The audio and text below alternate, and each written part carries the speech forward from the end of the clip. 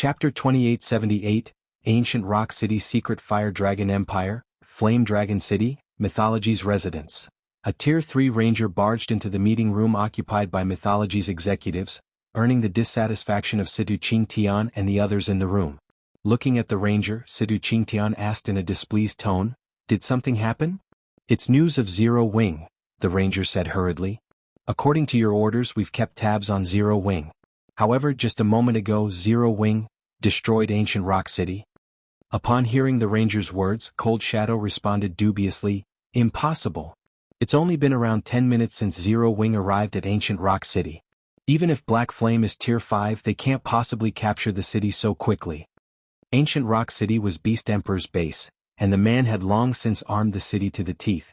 Beast Emperor also had the evil god's temple's backing, a powerful existence capable of going against the war god's temple. Although Feng was a Tier 5 player, capturing Ancient Rock City should be tough. No.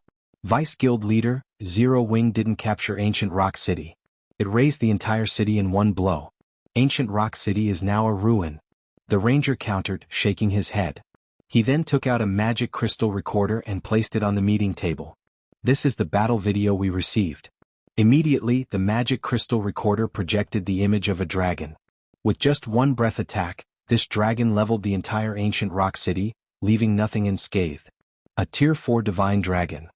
It managed to destroy the entire Ancient Rock City in one hit?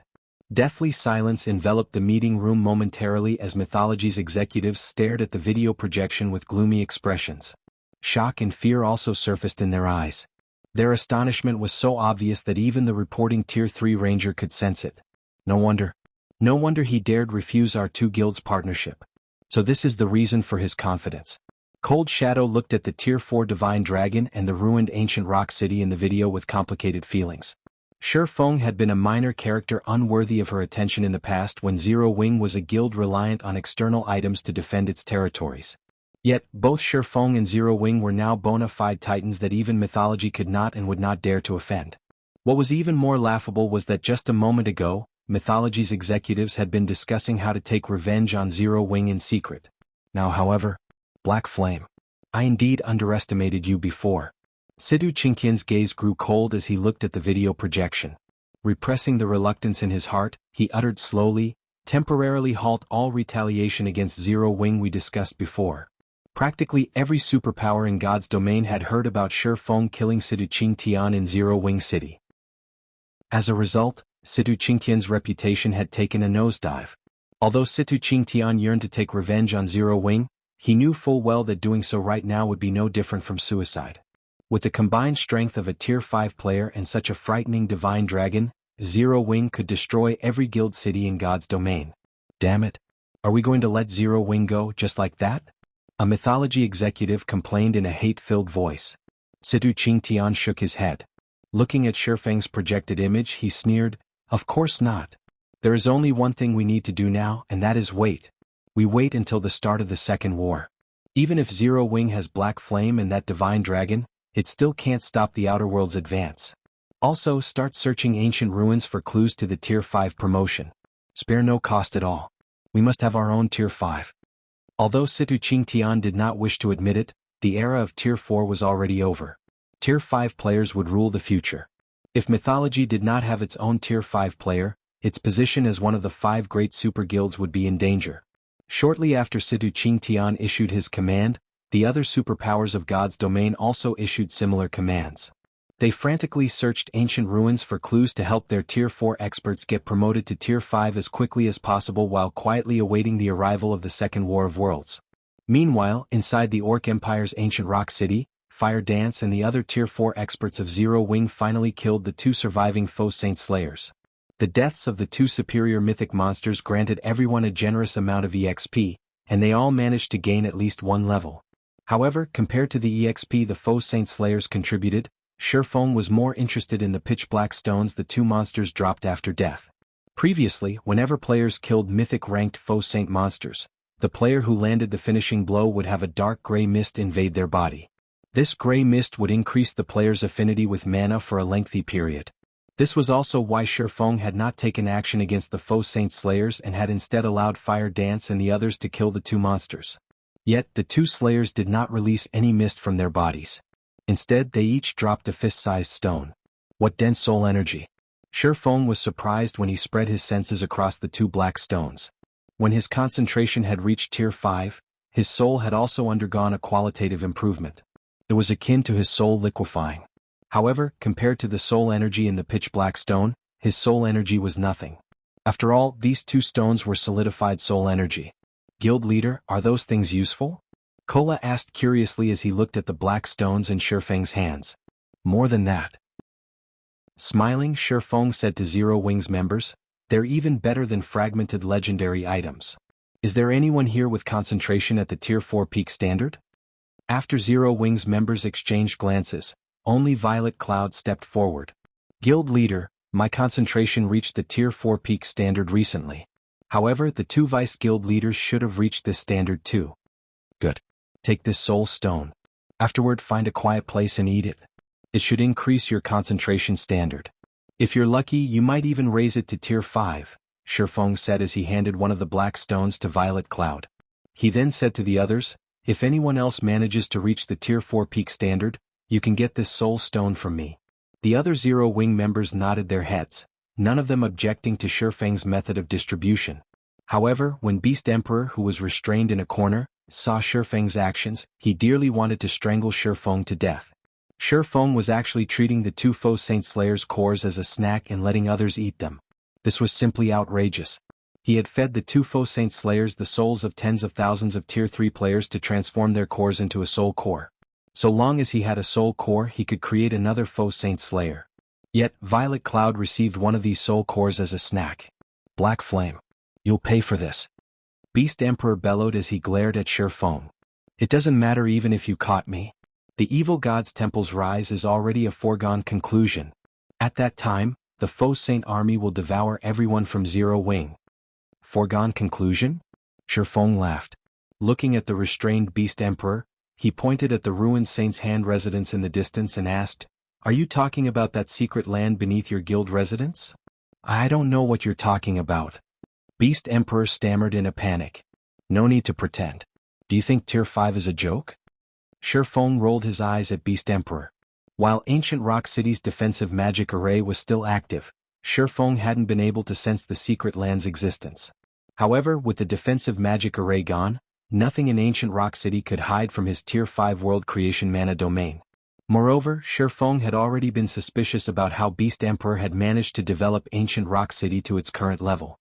Zero Wing had poured an astronomical amount of resources into developing Stone Forest City and Zero Wing City. Yet, the two cities were still stuck as intermediate cities, far from becoming advanced cities.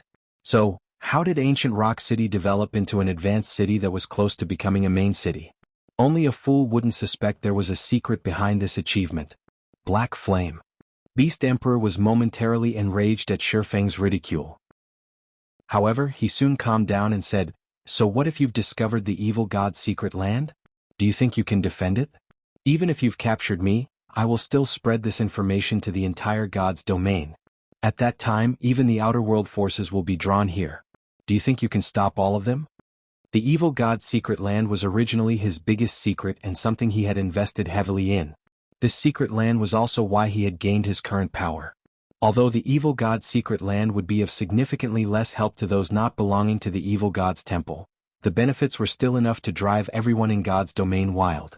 How would I know if I don't try? Suddenly, Feng executed a slash at Furious Fist, instantly killing him. As Furious Fist collapsed reluctantly to the ground and transformed into countless particles of light, two items appeared in his place. Of the two items Furious Fist dropped, one was a piece of epic equipment while the other was a token. Beast Emperor's complexion paled when he saw the token. This token was none other than Ancient Rock City's City Lord's token. With this token, one could take control of Ancient Rock City. Only, Beast Emperor couldn't figure out how Feng knew Furious Fist had held the City Lord's token. Read latest chapters at Wuxia World. It seems my luck is good. Feng was a little surprised when he saw the City Lord's token. It dropped on the first kill. Beast Emperor nearly fainted when he heard Feng's words. What Beast Emperor didn't know was that aside from Beast Emperor, everyone else held no value as prisoners in Feng's opinion. Meanwhile, the City Lord's token couldn't be taken out of the city. Otherwise, it would be automatically teleported back to the City Lord's mansion after some time. And with how precious the City Lord's token was, Beast Emperor naturally wouldn't leave it to just anyone. The person holding the token would have to be a Tier 4 guild executive of Saint's Hand at the very least. Hence, if Furious Fist hadn't dropped the City Lord's token, Feng would have killed Saint's Hand's Tier 4 experts one by one until it dropped. The instant Feng picked up the City Lord's token, a system notification rang in his ears. Chapter 2879, Colossal Wealth System. Congratulations. You have obtained Ancient Rock City's City Lord's token. Do you wish to bind the token? Once bound, you will become Ancient Rock City's ruler and obtain full authority over the city. Feng chose to bind the token without hesitation. System, binding in progress. You will have full authority over Ancient Rock City after 4 hours. You should not move beyond 1,000 yards from the city during these 4 hours. If you leave this area or get killed during this time, the binding process will be cancelled, and you may not make another binding attempt for 1 natural day. CS 4 hours? Feng was a little surprised by the notification. Has it reached the main city standard already? When one tried to bind the City Lord's token of a guild city, the binding time would depend on the city's rank. Main city-level guild cities normally took 4 to 6 hours to bind. Guild leader, did something happen? Fire Dance asked when she saw Feng's strange expression. It's nothing. I just didn't expect Ancient Rock City to be this special, Feng said, glancing at the raging Beast Emperor. Smiling, he continued, since we have to wait for 4 hours, let's pay that evil god's secret land a visit. Black Flame, don't get too delighted just yet. It's useless even if you've obtained Ancient Rock City. That secret land isn't a place you can touch. Without my means of entering, you can't obtain anything inside that secret land. Beast Emperor sneered. I'll spread the secret land's entry methods to all your enemies and even those outer world people. At that time, you can only watch as they take all of the secret land's treasures right before your eyes. Zero Wing could indeed better defend itself after acquiring Ancient Rock City. However, Beast Emperor also knew very well that the Outer World forces had already deemed Zero Wing an eyesore. Once the Outer World's army arrived, neither Starmoon Kingdom nor the Orc Empire would survive. At that time, the Outer World forces would snatch the evil god's secret land from Feng, and Feng would be helpless to resist them. However, Feng ignored Beast Emperor and led Zero Wing's members to Saint's Hand's residence. Although Ancient Rock City was now in ruins and Saint's Hand's residence had been leveled, the guild warehouse was situated on the first underground floor, so Saint's Hand's guild warehouse remained intact. After Feng's group took care of the one Tier 4 NPC and several Tier 3 NPCs guarding the warehouse, they gained full access to it. Everyone from Zero Wing salivated when they stepped into Saint's Hand's guild warehouse. The warehouse, which was the size of 2 sports stadiums, was packed with all sorts of items. Gold coins covered the floor and magic crystals formed numerous mounds. At a glance, they estimated it held at least 3 million gold coins and 4 million magic crystals. This stockpile of magic crystals was only slightly inferior to Zero Wing's. We're rich. Guild leader, we're rich. Fire Dance exclaimed in excitement as she looked around the warehouse. With all these coins and magic crystals, we won't have to worry about upgrading the buildings of our cities anymore. Zero Wing City's public opening had indeed generated a lot of additional income. Unfortunately, the guild's expenditure still exceeded that amount. This was because Zero Wing City's public opening necessitated an increase in the city's security. The city had to recruit many NPC soldiers to fill as many of the 30,000 slots as possible. While Zero Wing could skim on the benefits provided to the hired soldiers by virtue of Zero Wing City being a main city, the cost of employing level 150+ Tier 3 NPCs was still high. With everything taken into account, maintaining a Tier 3 NPC cost 5 gold coins. If Zero Wing City filled all 30,000 of its soldier slots with Tier 3 NPCs, the NPC soldiers' daily upkeep alone would total 150,000 gold. Moreover, this still did not include the NPCs' weapons and equipment or the maintenance cost for the Tier 4 NPCs hired. Simply put, Zero Wing's daily expenditure had skyrocketed after Zero Wing City's public opening. At this time, the guild's stockpile of coins was close to empty. Fortunately, thanks to Saint's Hand's contribution, Zero Wing's warehouse would soon be rich again. Seeing Fire Dance's joy, Feng chose to hide the fact that Ancient Rock City's reconstruction would probably eat up all of this money. Zero Wing might even need to provide additional funds. Guild leader, come here quick. There are 7 luminaries crystals here.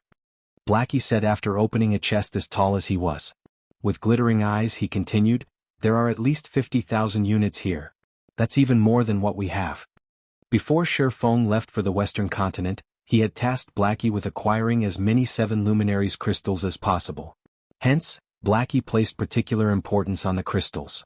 However, Zero Wing's warehouse currently had only around 30,000 units of 7 luminaries crystal despite his efforts. And if it weren't for Zero Wing having a monopoly over the Arctic Canyon, this amount would be even lower. Yet, Saint's Hand's warehouse had more than 50,000 units of 7 luminaries crystal. That's nothing. Blackie, come over to my spot. I'll let you know what real wealth is, shouted Cola, who stood in another corner of the warehouse as he pointed at the several hill-sized chests beside him. All of these chests here are full of epic materials or above. From what I can tell, there are at least 300,000 epic materials, 20,000 inferior legendary materials, and 3,000 legendary materials. Everyone, including Feng, was stunned when they heard Cola's words. This was on the level of a kingdom's treasury. Ordinary kingdoms might not even reach this standard. Only high-ranking kingdoms would have so many rare materials. However, upon hearing Cola's words, Beast Emperor, who had been dragged along to the warehouse, turned livid, his eyes becoming bloodshot. He had accumulated these materials by ransacking multiple kingdoms with the Faux Saint army and destroying numerous NPC cities. Yet all his efforts had ended up benefiting Zero Wing. Afterward, Feng tasked Blackie with sweeping through the warehouse and transporting everything back to the guild warehouse in Zero Wing City. He then brought Fire Dance and the others to a secret room on the second underground floor. Read latest chapters at Wuxia World. The secret room was only the size of a basketball court, with a pitch-black door in the middle of it. Upon entering the room, Fire Dance and the others felt an incomparably powerful pressure enveloping their bodies. Fire Dance had unlocked her mana body beyond the 110% completion rate already, yet even she had difficulty walking inside the secret room. After 3 steps, the pressure was so strong that she couldn't move her body. If an ordinary Tier 4 player were to enter this room, they would most likely crumple to the floor, unable to advance even a single step. Ah! I already said that you people would never be able to touch the evil god's secret land. Beast Emperor laughed when he saw Fire Dance and the others immobilized. He then looked at Feng and taunted, Black Flame, it's the same even if you're Tier 5. Without my special method, none of you should think of entering. Beast Emperor had reached the peak of Tier 4 already. He also had the benefit of being an evil god worshipper. Nevertheless, he still struggled to enter the evil god's secret land. This was why Beast Emperor was confident that Feng would be helpless against the evil god's secret land even though he had discovered its existence. Is that so? Feng stepped into the secret room after glancing at the laughing Beast Emperor. Chapter 2880, God Mode Secret Land. What bold words. I want to see just how far you can go. Beast Emperor watched with ridicule and complacency as Feng entered the secret room. He was fully confident that the evil god's secret land would repel Feng. However, after Feng entered the room, 1 step, 2 steps, 3 steps. Apparently unhindered by the oppression the pitch-black door exerted, Feng advanced 20 steps without stopping. He showed no signs of discomfort whatsoever. It was as if the pressure that rendered even experts at the peak of Tier 4 helpless was nothing to him. Confusion flooded Beast Emperor's heart as he looked at Feng. What's going on? When Feng arrived before the pitch-black door, let alone Beast Emperor, even Fire Dance and the others were stunned. How did you do it, guild leader? Fire Dance asked, unable to contain her curiosity. The intensity of the pressure she felt from the secret room was unprecedented. Even the divine might she experienced in Lightforge City could not compare. After taking 3 steps into the room, she could no longer advance by even another inch. She couldn't even lift her feet. While Tier 5 players were indeed stronger than Tier 4 players, the disparity shouldn't be so significant. Logically, there was no way Feng would remain unaffected by the room's oppression. At Fire Dance's question, the other Zero Wing members also looked at Feng curiously. How did I do it? Seeing everyone's curious expressions, Feng smiled faintly and said, I just walked here, of course. However, I did use a little technique. Technique? The Zero Wing members were momentarily stunned. They hadn't seen anything peculiar about Feng's gait. He had merely walked to the door in a normal fashion. Moreover, how could a technique completely mitigate such terrifying pressure? However, when Beast Emperor heard Feng's words, he stared at the latter as if he had just seen a ghost. No. Impossible. Who are you? How can you know such a technique? There was indeed a trick to approaching the pitch-black door. However, Beast Emperor had never told anyone this trick. He was the only player in God's domain who knew it. Moreover, even if one knew the trick, one still couldn't approach the door without the evil god's blessing. Feng couldn't help rolling his eyes at Beast Emperor. The technique required to approach this door is indeed complicated, but do you think the fundamental technique to manipulate the various elements of mana is unique to the evil god's temple? When Feng saw the pitch-black door and the hurdle fire dance and the others faced after entering the secret room, he quickly noticed a similarity between the secret room and the Dragon Temple's trial area. In the Dragon Temple's trial, players had to construct a bridge using mana's various elements. The secret room, on the other hand, was filled with chaotic mana. The closer to the pitch-black door, the more chaotic the ambient mana was. What players needed to do was return this chaotic mana to its original state. Only by doing so could players approach the door.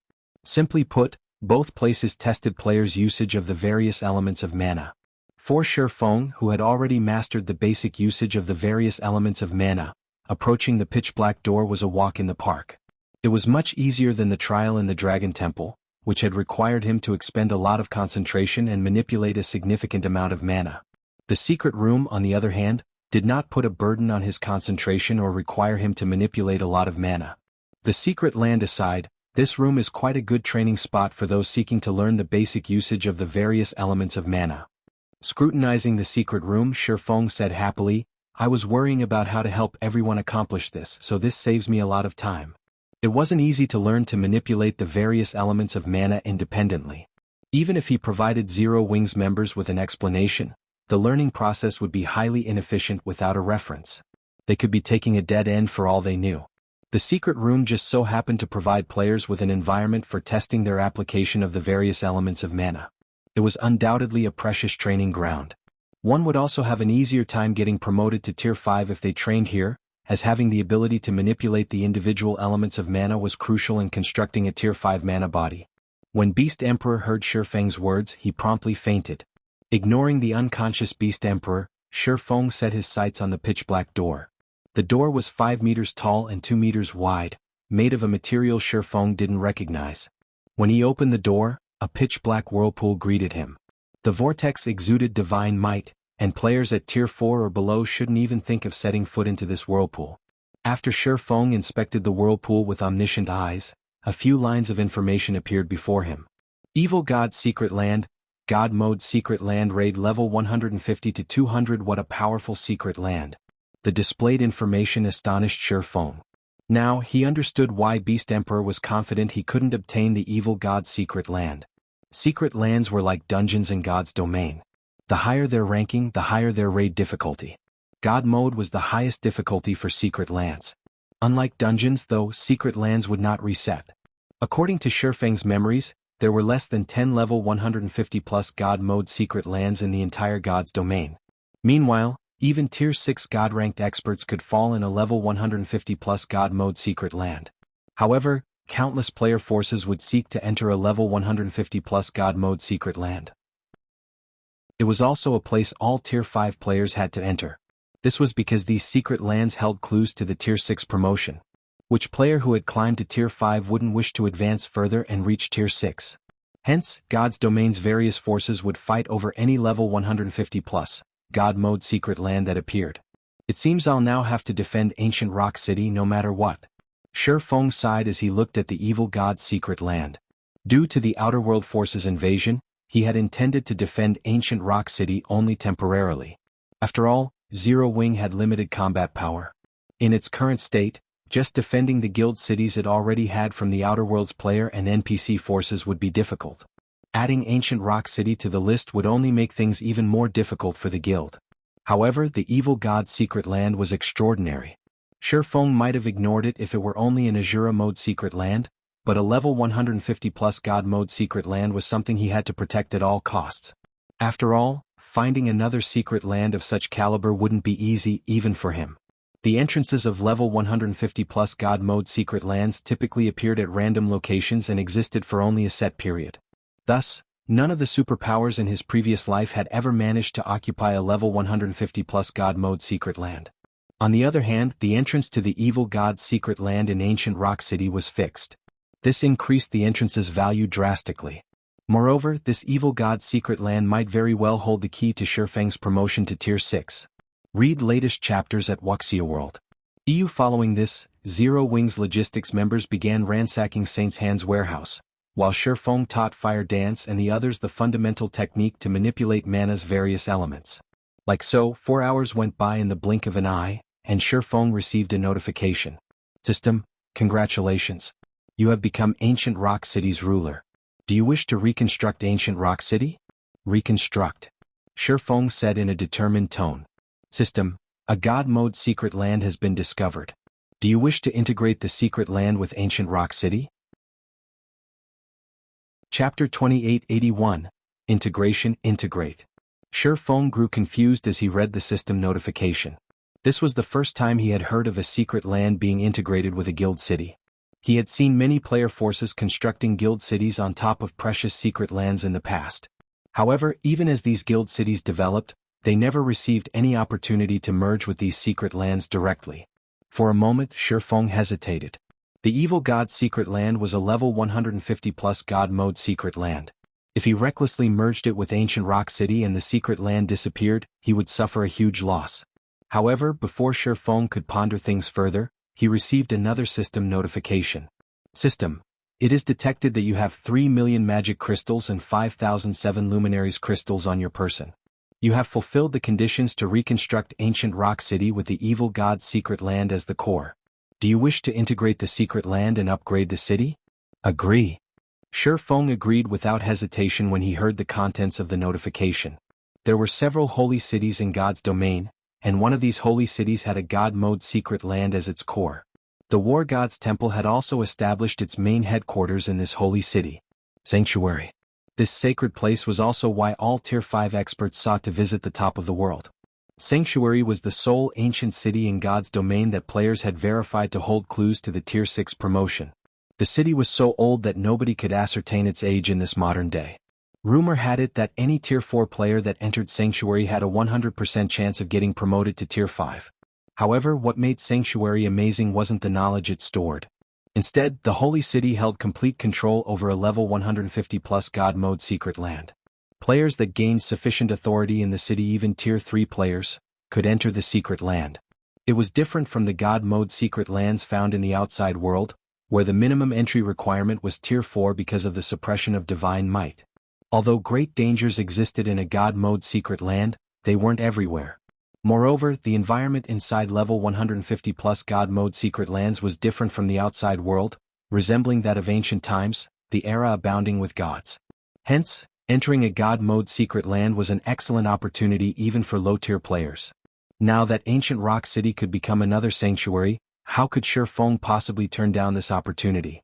After Feng voiced his approval, some of the magic crystals and 7 luminaries crystals he had acquired from Saint's Hand's warehouse vanished from his bag space. Simultaneously, Ancient Rock City shook briefly. Ancient Rock City Region System Announcement. Ancient Rock City will commence with an upgrade. All players within Ancient Rock City will be teleported out of the city in 10 minutes. Players within the city are advised to make the necessary preparations. The system announcement echoed 3 times throughout the region.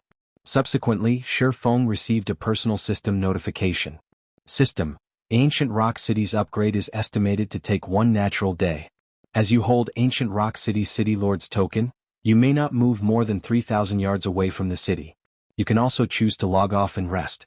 Why is it so long? Feng was rendered speechless by the notification. A guild city's upgrade would typically take only several hours.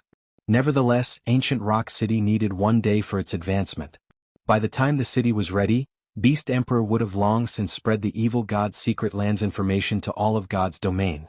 And worse, Ancient Rock City would be at its weakest after the reconstruction and upgrade process. Before the system's first major update, guild cities got a grace period whenever they underwent an upgrade. Now, guild cities no longer received that benefit. Players had to defend their cities on their own. If the outer world forces were determined, Ancient Rock City might be greeted with a battle as soon as its reconstruction ended. At this time, Fire Dance looked toward Feng and asked, "Guild leader, we've emptied Saint's Hand's warehouse already. Should we retreat now?" No, bring Beast Emperor and the other captives back to Silverwing City first, Feng replied, shaking his head.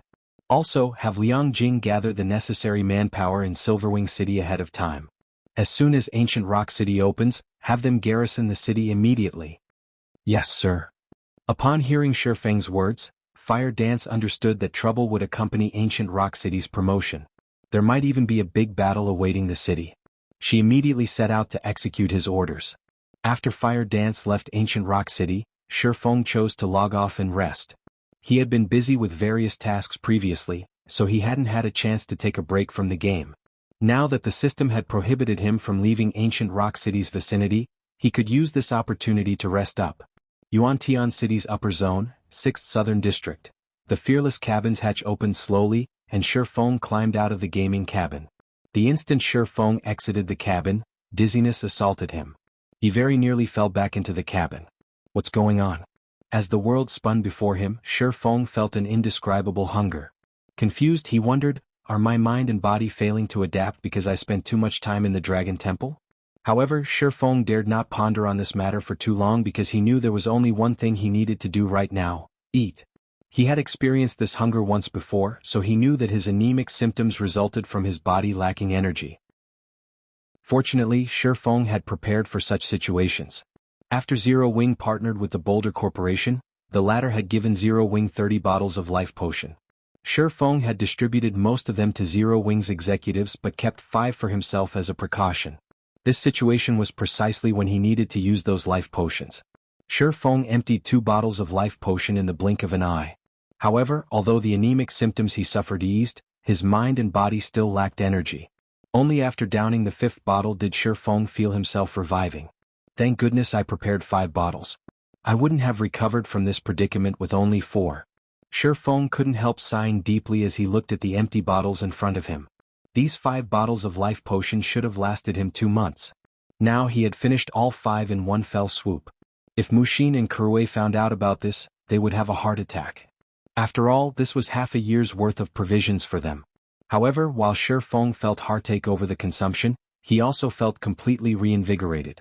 His physical fitness, mental strength, perception, and physical aspects had undergone tremendous growth. Now, even with both eyes closed, he could still perceive the outline of his room. He could even sense the life force of those in the entire building block if he concentrated. This was simply unbelievable. Could I have become a mental strength master already? This thought occurred to Feng when he detected the life force of others in the building. He couldn't think of any other explanation for this change. Only the rumored mental strength masters might have such an ability. Read latest chapters at Wuxia World. At this time, even his view of the world had changed. After Feng immersed himself in this experience for a dozen minutes, he smiled. Although I don't know if I've become a mental strength master or not, with my current standard, I shouldn't have to worry about the mental strength master backing Lu Tiandi. Thinking up to this point, Feng tidied up himself and left his house. He planned to visit the 5 States Corporation's mansion to replenish the resources necessary for both his and Zero Wing's development. Previously, he had been worried about Lu Tiandi's mentor targeting him, so he hadn't dared to venture too far from his residential area. Now that his strength had improved significantly, he naturally didn't have to hold back anymore. He could do his tasks without worry. Chapter 2882, Upper Zone Transaction. When Feng exited his home and looked at the surrounding streets and buildings, a faint smile appeared on his face. How generous. He actually sent over a dozen half-step grandmasters to keep an eye on me. He had been living in the Upper Zone for quite some time now. After getting more information from Mushin, he more or less understood the general situation in the Upper Zone. While master-level experts could be found everywhere, experts at the half-step grandmaster level were even in the Upper Zone. They were the mainstays of the various Upper Zone organizations. Normally, only the direct successors of a corporation would qualify to have an expert of such caliber accompany them. Typically, only a first-rate corporation operating in the Upper Zone would have more than a dozen half-step grandmasters under its command. However, Feng did not pay much attention to the experts trailing him. Behaving as if he never noticed them, he made his way toward the mansion area with a smile. Butler that kid clearly noticed us. Yet he doesn't seem to care about us for some reason, a black-clad, middle-aged man standing on the rooftop of an apartment said as he looked at Feng's departing back. He then turned to Ikue, who stood beside him, and asked, "Does he have some kind of backing?" The Infinity Master Fu Jiuzhong had been thoroughly enraged when he learned of his student Wang Xuanming's expulsion from the upper zone. Afterward, he had requested the elders of the several families in his debt to keep an eye on Feng. And if the opportunity presented itself, they were to get rid of Feng. Naturally, the elders of the requested families were more than willing to sell Fu Jiuzhong this favor. After all, according to their investigations, Feng had no background. He had managed to get into the upper zone only because of the Boulder Corporation's Hong Xingyuan. The only noteworthy thing about him was some achievements in God's domain. In response to the black-clad man's question, Yi Kuei shook his head and said, "From what I know, apart from the Boulder Corporation, his only other connection in the upper zone is General Manager Xia. However, her interest in him hasn't reached a level where she is willing to make an enemy of us for his sake. He might be ignoring us now because of the strength and security around him." "If that's the case, this kid's days are numbered," the middle-aged man said as he looked coldly at Feng's distant figure. In a duel between two grandmasters, it would indeed be difficult to decide the match's outcome within a short time. However, their side had 6 half-step Honglian grandmasters and 8 grandmasters. 3 of the 8 grandmasters were even bona fide Honglian grandmasters. If they worked together, even an expert like Wang Xianming would fall quickly and have no opportunity to escape. "In that case, I'll leave the rest to you all, Elder Qi. I will wait here for your good news," Yi Kuei said respectfully to the black-clad middle-aged man. Elder Qi was the elder of a first-rate corporation. Although he could no longer improve due to his old age, he was still a Honglian grandmaster. His strength even surpassed Wang Xuanming's slightly. If not for Fu Jiuzhong, Elder Qi wouldn't have paid any attention to the Starline Corporation whatsoever. "No problem. Leave it to us. Once we get an opportunity, we'll cripple him," Elder Qi said as he stroked his beard. "We'll teach this kid that he can't offend just anyone he wants in the upper zone." The upper zone was indeed a safe place, as even mental strength masters wouldn't dare take a life here. Otherwise, the Green God Company would investigate the matter. Even a mental strength master shouldn't think of continuing their days in the upper zone at that time because this was the Green God Company's bottom line. However, teaching someone a lesson or crippling them was a different story. If the Green God Company did not catch the culprit red-handed, it would turn a blind eye to the matter. After all, so long as a person was alive, the Green God Company could let them make a full recovery within a short time with their technology. After saying so, Elder Qi began tailing Feng together with the other experts. Upper Zone, Mansion District. After strolling in the Mansion District for half an hour, Feng arrived in front of a 3-story mansion that occupied an area equivalent to 4 basketball courts. As expected of the 5 States Corporation, there are only 10 such mansions in this district. Even the Boulder Corporation didn't manage to get one. No wonder Han Feng dares to compete for one of the middle-layer slots. Feng couldn't help his surprise as he inspected the luxurious mansion before him. He had seen the pricing for such large mansions. Not only did it cost 140 million trade points, but one also had to have 100 million contribution points. While one wouldn't be required to spend the 100 million contribution points, accumulating that many points was an incredibly difficult task. Meanwhile, such large mansions were much better than the average mansion. Apart from offering more space, these mansions also stood closer to the waist of the mountain. In the base layer, they were the closest buildings to the middle layer. Hence, the mysterious energy filling the environment here was much denser than in other places. After Feng took a deep breath here, his mind already felt refreshed. He felt as if he had set foot into paradise on earth. Shortly after Feng pressed the doorbell, the tightly shut metal gate opened, and a person walked out. This person was none other than Zhuolinqiu, Han Feng's butler.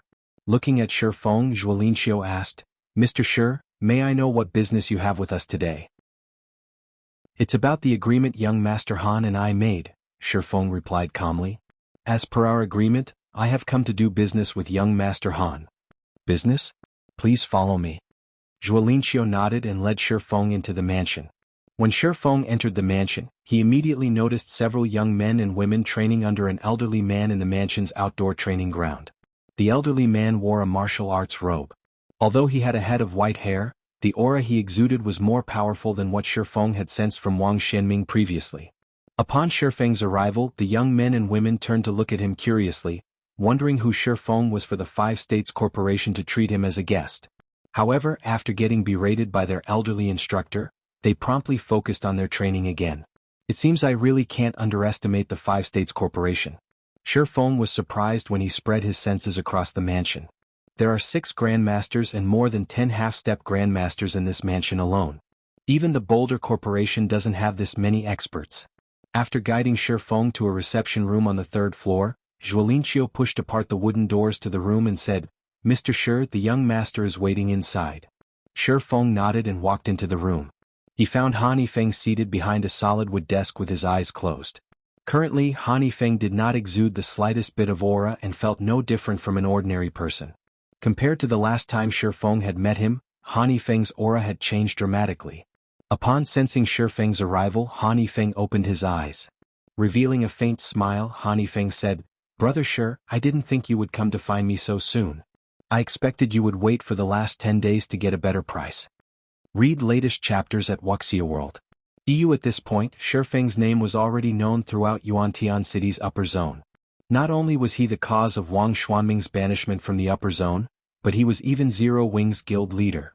The resources he had on hand tempted many of the corporations participating in this season's contribution competition. If not for Wang Xuanming's teacher, Fu Jiozhong, many of the corporations based in Yuantian City's upper zone would have long since visited Feng and proposed a partnership. I doubt that will happen. I know I am not your only source of contribution points, young Master Han. Had I waited until the last moment, I probably would have gotten a lower price instead. You might not even have wanted my points at that time, Feng said, shaking his head. Originally, Feng had indeed considered waiting for a better price. Now though he couldn't afford the delay. Zero Wing urgently needed a large amount of resources, especially life potions. The life potion was the perfect drug to improve one's physical fitness. If not for the limitation of physical fitness, Fire Dance, Lei Bao and several other people in Zero Wing would have long since become neutralizing grandmasters. Brother Shi, you jest.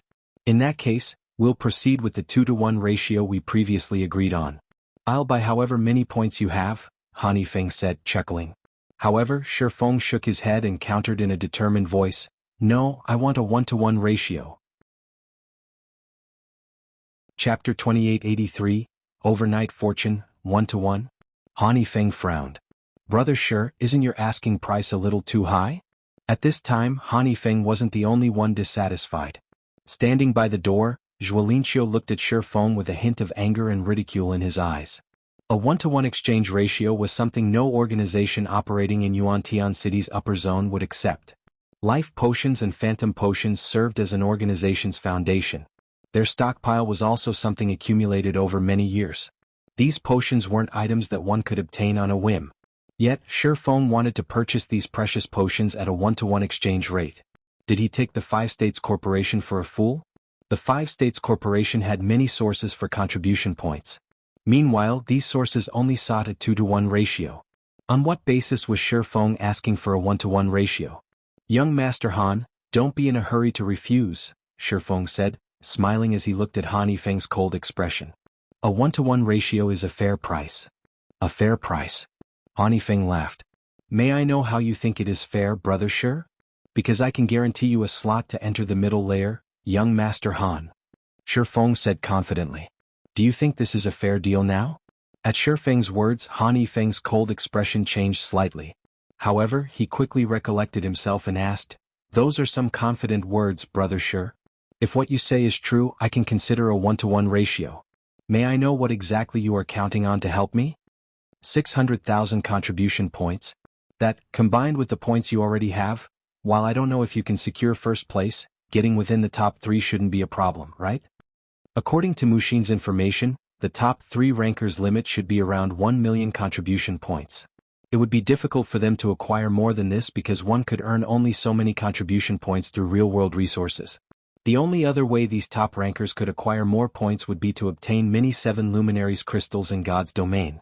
However, 7 Luminaries crystals were incredibly precious in God's domain, and even the various superpowers barely had any.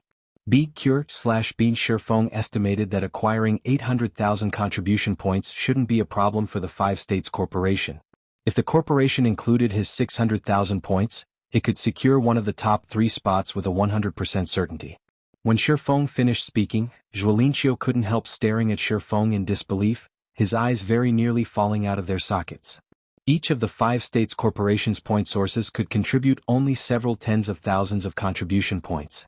After totaling the points from all sources, the corporation should gain around 600,000 contribution points. Not to mention, these sources would not necessarily sell all their points to the Five States Corporation. After all, the upper zone's various organizations were purchasing contribution points at a high price. The Five States Corporation would be fortunate if it could acquire 400,000 contribution points in the end. However, if the corporation could gain an additional 600,000 contribution points now, it could secure one of the top 3 spots in the competition. At this time, even Feng was visibly moved. 600,000. He has this much strength? In Feng's opinion, taking out 200,000 contribution points would be plenty impressive already. After all, 7 luminaries crystals were not easy to acquire in God's domain. Feng had even traded some with him already. With 600,000 contribution points as his base, Feng could even try to fight for one of the top 3 positions himself. Feng smiled when he saw Feng's reaction. He then asked, "What do you think, young Master Han?" If Feng had 1 million contribution points as his base, all he needed to do next was acquire another 300,000 points or so to solidify his victory. After pondering for a moment, Feng gritted his teeth and said, "That is indeed sufficient qualification. However, a 1-to-1 ratio is still too much. The Five States Corporation can't take out so many potions in a short time.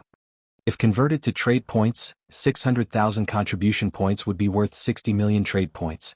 And when converted to life potions, that would be equivalent to 12,000 life potions. This was by no means a trifling amount." Feng didn't find Feng's words surprising either. Instead, he chuckled and said, "If that's the case, how about this?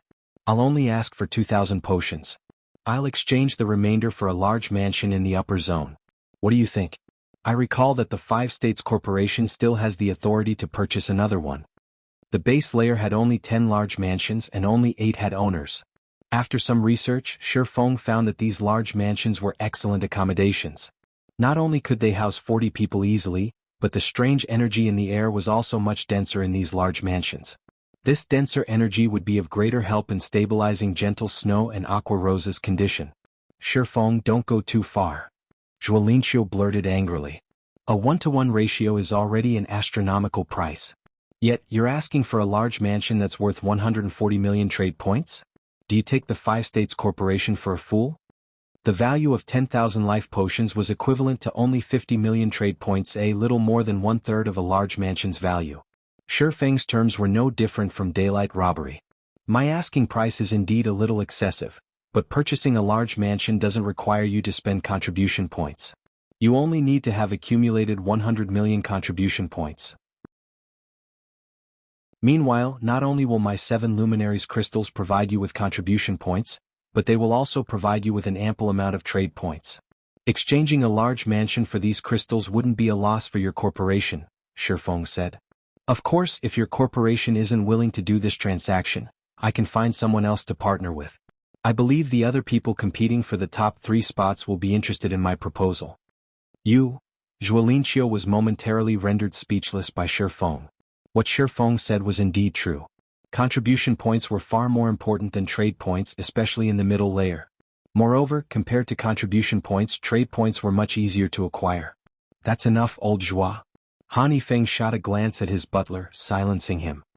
He then returned his gaze to Feng and said, "I agree to your offer. However, I will need time to acquire the large mansion. As for the potions, I can give you 1,000 bottles now. I will pay you the remaining 1,000 bottles and the large mansion within the next 5 days. What do you think?" "Sure, I don't have any problem with that." Feng nodded. In Feng's opinion, the 5 days Feng stated were only a ploy. Feng wanted to purchase as many contribution points as possible from his other sources during these 5 days because once news of his acquisition of 600,000 contribution points spread, purchasing points would become much more difficult. Afterward, Feng signed a contract with Feng. According to the agreement, Feng would transfer 60,000 7 luminaries crystals to Feng through God's domain within half a day. At the same time, Feng would pay Feng 1,500 bottles of life potion, 500 bottles of phantom potion, and 1 large mansion in return. With the contract signed, Feng had Zhuolinqiu pass 100 bottles of life potion to Feng, with the rest to be delivered secretly to Feng's house. After concluding the deal, Feng left the Five States Corporation's mansion with a crate of life potions. Meanwhile, after Feng left, Zhuolinqiu turned to Han Yifeng and warned quietly, "Young master, your elders will criticize you if they find out you made such an unfavorable deal."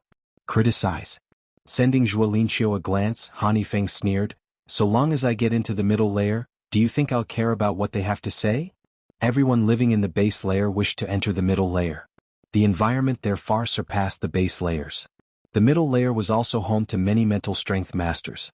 If he could befriend even one of these masters, his position within the Five States Corporation would become unshakable. At that time, would he have to care about the criticisms of his elders? Gazing through the window at the distant middle layer with eyes burning with zeal, Han Yifeng said, "Head out and purchase contribution points from those organizations immediately. It doesn't matter even if you have to offer them a 1:5 ratio." While Han Yifeng was secretly going around purchasing contribution points from various organizations, Feng left the upper zone together with his crate of life potions. Previously, despite receiving the secret pavilions and Netherworld Empire's guild legacies, Zero Wing could afford to nurture only a small number of experts due to its limited resources. However, now that Zero Wing had sufficient life potions, let alone Void Realm experts, the guild could nurture even Domain Realm experts within a short time. This was something even the various superpowers couldn't accomplish. After all, when nurturing new talents, the superpowers would provide only S-rank nutrient fluids at most, not something as precious as the life potion. Read latest chapters at Wuxia World. Meanwhile, when Feng left the upper zone, Elder Qi and the others stalking him were stunned. "Is this kid crazy?" a Honglian Grandmaster asked when he saw Feng entering the mental path. "He dares to leave the upper zone at this time? Could it be that he didn't notice us in the first place?" a lanky neutralizing Grandmaster wondered. "There's no way he hasn't noticed us. I'm certain on this point," Elder Qi declared. Looking at Feng's distant figure coldly, he continued, "He's looking down on us. Since he's so arrogant, I'll fulfill his wish. Everyone get ready to take action outside. I want to see what ability this kid has." After saying so, Elder Qi promptly set off after Feng. The other experts followed Elder Qi after briefly exchanging looks with one another. Chapter 2884, Ruthless Fenglin City, Zero Wing's headquarters. Feng stood in front of Zero Wing's headquarters.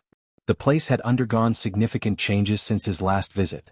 Currently, people crowded the plaza in front of the building, many of them young men and women. These people were either waiting to enter the building or taking various tests out in the plaza. This prosperous sight was even more spectacular than what could be found at the various super guilds' headquarters. As Feng made his way to the entrance, he overheard these young men and women discussing Zero Wing's matters. As they spoke about Zero Wing City's training environment or the heaven-defying battle that had taken place at Ancient Rock City, their eyes glowed with anticipation. Before Feng could reach the entrance, a long-haired man in his 30s approached him. Looking at Feng, who was clad in sportswear, the long-haired man said in a friendly tone, "Friend, you're here to join Zero Wing, right?" "Me? Join Zero Wing?"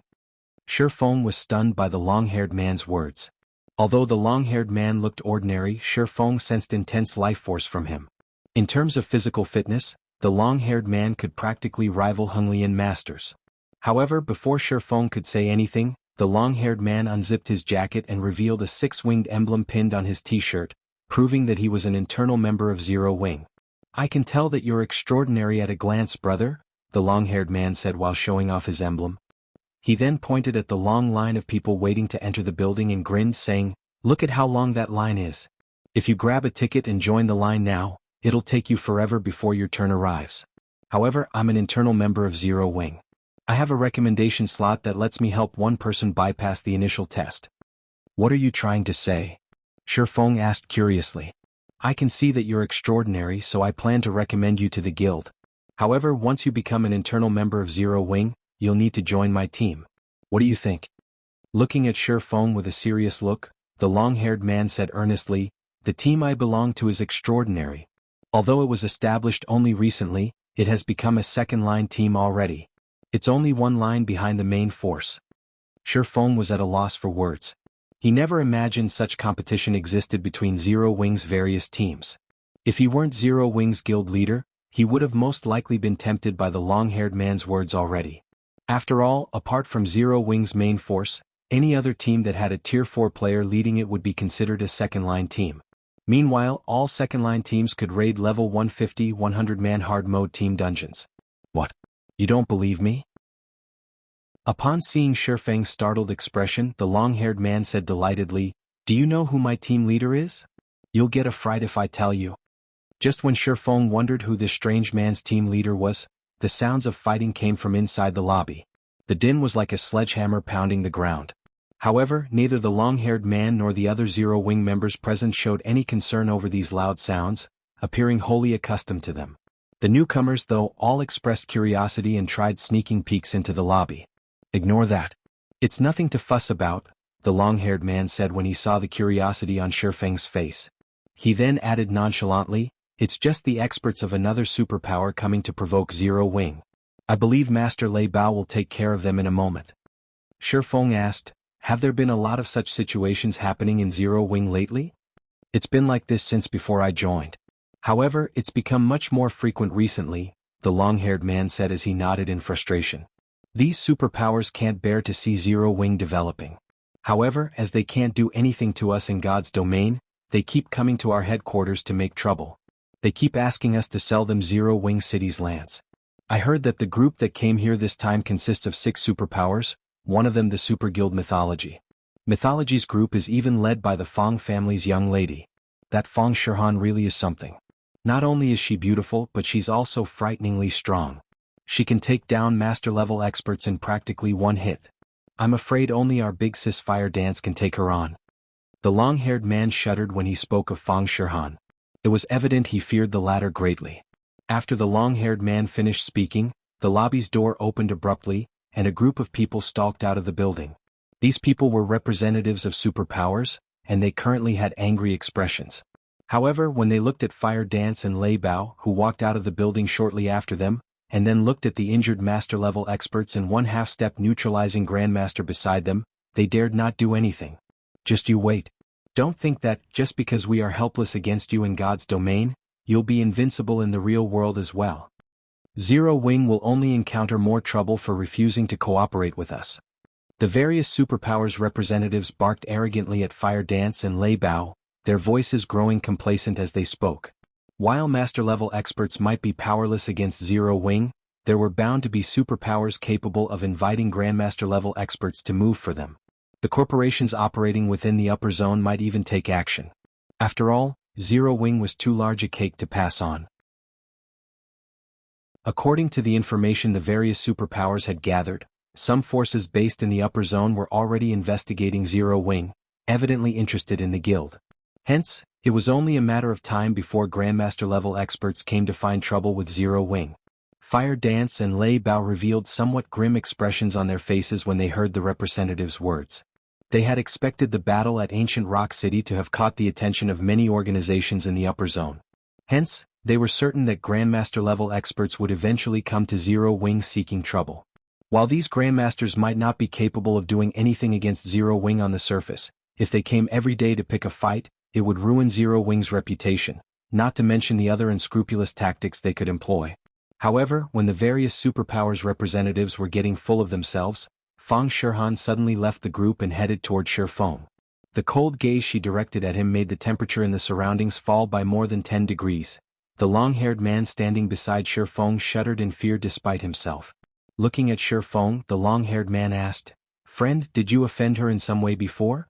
Why do I get the feeling that she's coming for you?" In this situation, the nearby young men also looked at Feng and began a quiet discussion. They all wondered who Feng was to warrant such attention from a great beauty like Feng Shihan. Read latest chapters at Wuxia World. I don't think I've done anything to her," Feng said. He likewise found it strange that Feng Shihan was walking to him. After giving the matter some thought, he added, "The only things I remember doing are killing one of her elders and telling her to get lost. I don't think I've ever done anything else to her." Feng's words stupefied the long-haired man. He never thought that Feng would be so ruthless as to pull such stunts with the Feng family's lady. It would be strange if Feng Shihan didn't try to take Feng's life. However, when Feng Shihan arrived in front of Feng, she looked at him and asked quietly, "Can I speak with you in private?" Immediately, be it the long-haired man or the other men present, they all couldn't help staring at Feng with wide eyes. What was going on here?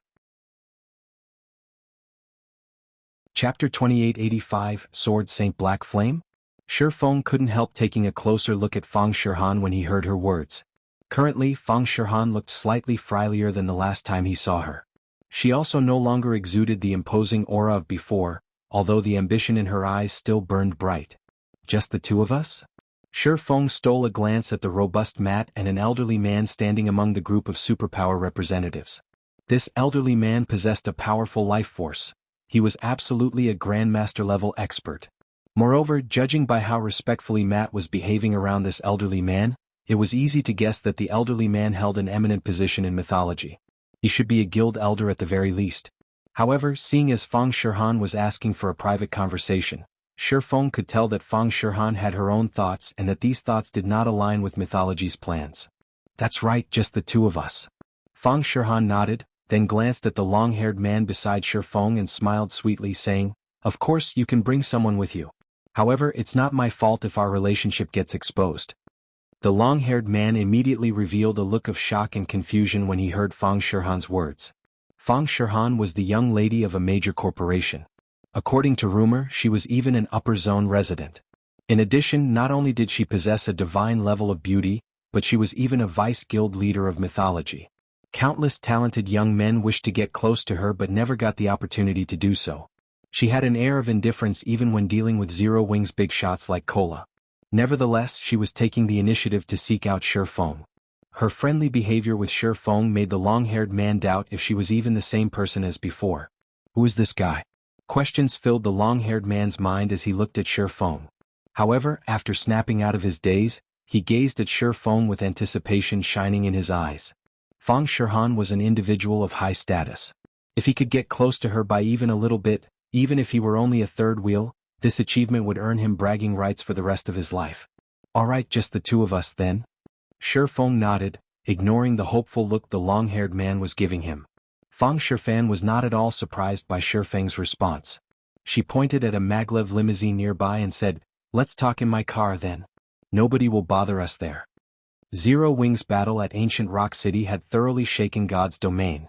Zero Wing City's public opening also allowed Zero Wing to rake in tons of wealth and resources every day. The resources earned even included the 7 Luminaries crystal that the upper zone's various forces sought to obtain. The city was so tempting that even the 5 great super guilds had designs on it, let alone Feng Shihan. Zero Wing was currently rejecting all partnership offers for Zero Wing City, choosing to monopolize all of the city's benefits. The various superpowers could not get even the smallest cut of this juicy pie.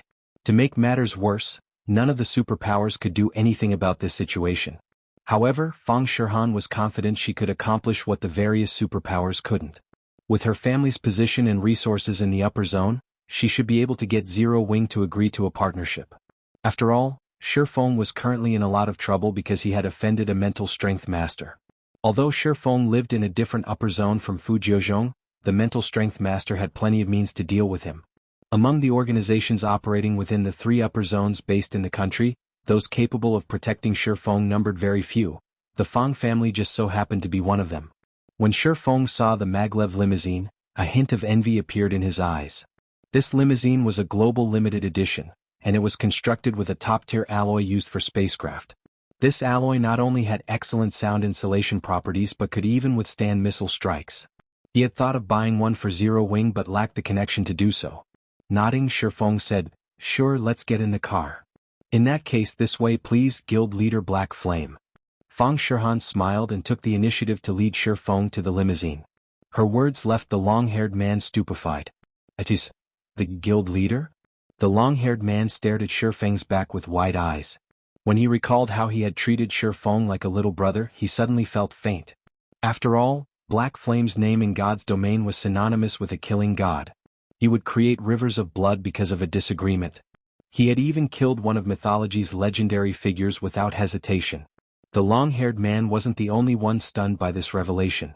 The young men and women in queue also took some time to process this information. He's Guild Leader Black Flame? No way. He's that sword saint. Don't the rumors say that Guild Leader Black Flame is a man in his 30s? That guy looks no more than 22 or 23. Apart from Zero Wing's executives and a portion of the guild's core members, The only other people who knew Black Flame's actual identity and appearance in the real world were the various superpowers executives. The average player was unaware that Black Flame was only a disguise. You really know how to keep a low profile, guild leader Black Flame. Even the internal members of your own guild don't know who you are, Feng Shihan said, smiling when she looked back and saw the long-haired man's pale complexion. That guy will probably lose sleep for the next several days. Feng rolled his eyes at Feng Shihan. Feng Shihan knew that the long-haired man was unaware of his identity as Black Flame and had deliberately revealed his identity to mess with the man. However, when Feng and Feng Shihan were roughly 10 steps from the limousine, Feng suddenly stopped and turned to the crowd in the plaza. Guild leader Black Flame? Read latest chapters at Wuxia World. Feng Shihan was a little confused by Feng's actions. She followed Feng's gaze and looked toward the plaza. Although there were well over 1,000 people crowded in the plaza, Feng Shihan faintly sensed killing intent from that direction. Moreover, there wasn't just one source of killing intent but more than a dozen. This killing intent was well hidden. If one weren't a half-step Grandmaster expert or above, one would have difficulty noticing it. This can't be. That side is already taking action. Feng Shihan frowned. Only the Infinity Master Fu Jiozhong could mobilize so many powerful experts. She whispered to Feng, Guild leader Black Flame, they should be experts the Infinity Master sent. The other side has a significant advantage in numbers. It's best if we pretend we didn't notice them and get into the car quickly. Even if it's them, they can't do anything against my car. A force of over a dozen half-step Grandmasters or above was indeed powerful. However, against the global limited edition limousine, even these experts could only lament their lack of strength.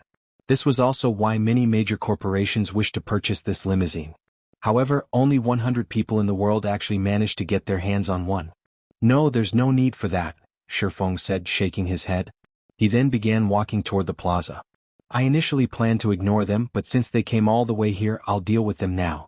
It's annoying to have them constantly buzzing me like flies. Chapter 2886, Mental Strength Master? When Feng Shihan saw Feng slowly making his way to the plaza, she was stunned. She never thought Feng would confront the enemy. The enemy had over a dozen half-step Grandmaster experts or better on their side. Among the sources of killing intent she sensed, a few even struck fear into her. Facing so many experts of such caliber, even a Honglian Grandmaster would suffer miserably. This crazy bastard. Feng Shihan gritted her teeth and followed after Feng. She was the Feng family's young lady. Even the upper zones organizations would have to show her some respect. If she stood up for Feng, the other party wouldn't dare go too far lest they incur the Feng family's wrath. However, before Feng Shihan could catch up to Feng, 14 people in the crowd approached him. They had concealed their auras so well that they looked no different from ordinary pedestrians. None of the people around them paid them any attention. Kid, since you're so eager to die, I'll grant you your wish. Elder Qi said when he saw that Feng had already walked into the crowd. Sneering, he commanded, everyone attack. If Feng had chosen to remain somewhere with little foot traffic, they would quickly get noticed by others if they took action. However, it was a different story in a crowded location like this plaza. With their standards, they could attack Feng without anyone noticing. By the time the bystanders realized what was going on, they would have long since left the scene. The distance between both sides continuously shortened. 30 meters, 20 meters, 10 meters. When the two sides were less than 3 meters apart, one Honglian Grandmaster, one neutralizing Grandmaster, and 4 half-step Grandmasters began walking straight toward Feng. The 6 experts continued moving like ordinary pedestrians, with the 4 half-step Grandmasters even chatting merrily like close friends. Nobody could tell that these 6 experts were approaching Feng with hostile intentions. When the 4 half-step Grandmasters were within 1 meter of Feng, both the 4 half-step Grandmasters and the 2 true Grandmasters took action simultaneously, so fast that ordinary people couldn't even see their afterimages. The 6 experts launched punches, palm strikes and claw strikes. Aimed at Feng's vitals, their attacks did not create even the slightest ripple in the air. Although the 6 experts had different strength levels, their coordination was perfect, and they moved as if they were of one body. Feng Shihan's complexion darkened at this scene. If she were in Feng's shoes, she could at best stop 2 or 3 attacks. The rest would land on her without fail. It might be a different story if a Honglian Grandmaster received these attacks, but Feng was only a neutralizing Grandmaster. He would most definitely die if he received all these attacks. However, when the 6 experts' attacks were about to land, Feng's body suddenly twitched and moved like flowing water. As if his various body parts had a mind of their own, they instinctively dodged the 6 experts' attacks. Feng's movements were so fine that he dodged some attacks with less than half a centimeter to spare. Bro/being the 6 experts were startled by this outcome. However, before they could launch another round of attacks, Feng casually scraped his shoulder past one of them and bumped into another. He then executed a punch, an elbow strike, a palm strike, and a kick against his other 4 opponents. The next moment, the 2 grandmasters and 4 half-step grandmasters stiffened and stopped moving. They stood still among the crowd like statues. When Feng had walked 3 meters away, the 6 experts' eyes rolled back, and their bodies collapsed to the ground. How is this possible? Feng Shihan's eyes widened, and her jaw dropped at this scene. Of the 6 experts, 2 were bona fide grandmasters, one of them a Honglian grandmaster. Yet, Feng had taken care of these experts in the blink of an eye. The fight had ended so quickly that she didn't even see what had happened. She might have been able to accept such an outcome if the 2 grandmasters were both neutralizing grandmasters. With internal force, Feng could knock them out instantly when his attacks connected. However, knocking out a Honglian grandmaster in one hit was an incredibly difficult feat. Otherwise, Honglian grandmasters wouldn't be renowned as troublesome opponents. Feng Shihan wasn't the only person shocked by this situation.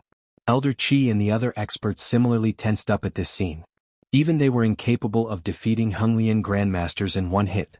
While Feng might have employed a dirty tactic, there was no denying that he had felled a Honglian grandmaster in one hit. The remaining experts turned to Elder Qi to seek his opinion on the matter. Elder Qi was their leader this time. He also possessed incredible strength, being slightly stronger than even the well-known Wang Xianming. If Elder Qi chose not to attack now, they naturally did not need to attack either. After all, Feng's display of strength just now had thoroughly stunned them. Feng's feat was even more unbelievable than a person killing an elephant with one punch. Seeing Feng approaching their group, Elder Qi gritted his teeth and advanced. Although Elder Qi didn't know what method Feng employed just now, he was confident he could stop any neutralizing grandmaster's attack. After all, his mental strength was just a tad short of the mental strength master level.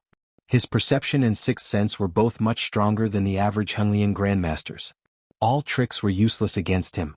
When the other experts saw Elder Qi moving, they quickly followed after him. However, their mentality toward Feng was completely different from before. Now they had ramped up their vigilance to the max. Elder Qi's group of 8 split up and approached Feng from 8 different directions. They occasionally used the crowd to conceal their bodies and obscure their movements from Feng. However, Feng remained unfazed and continued approaching Elder Qi casually. What arrogance! Do you think I'll fall for your tricks like those fools? Elder Qi accelerated his footsteps when he saw Feng's indifference, not wanting to give Feng any more time to observe and prepare. With 6 grandmasters in their group of 8, they could give even a mental strength master a headache if they attacked together. After all, a mental strength master's physical fitness was only slightly superior to theirs. What made mental strength masters powerful was their perception of danger and their control over their bodies. However, when Elder Qi was less than 6 meters away from Feng, he suddenly lost sight of Feng. He disappeared? Elder Qi was stunned as he stared at the spot Feng disappeared from. Feng had vanished not only from his vision but also from his perception.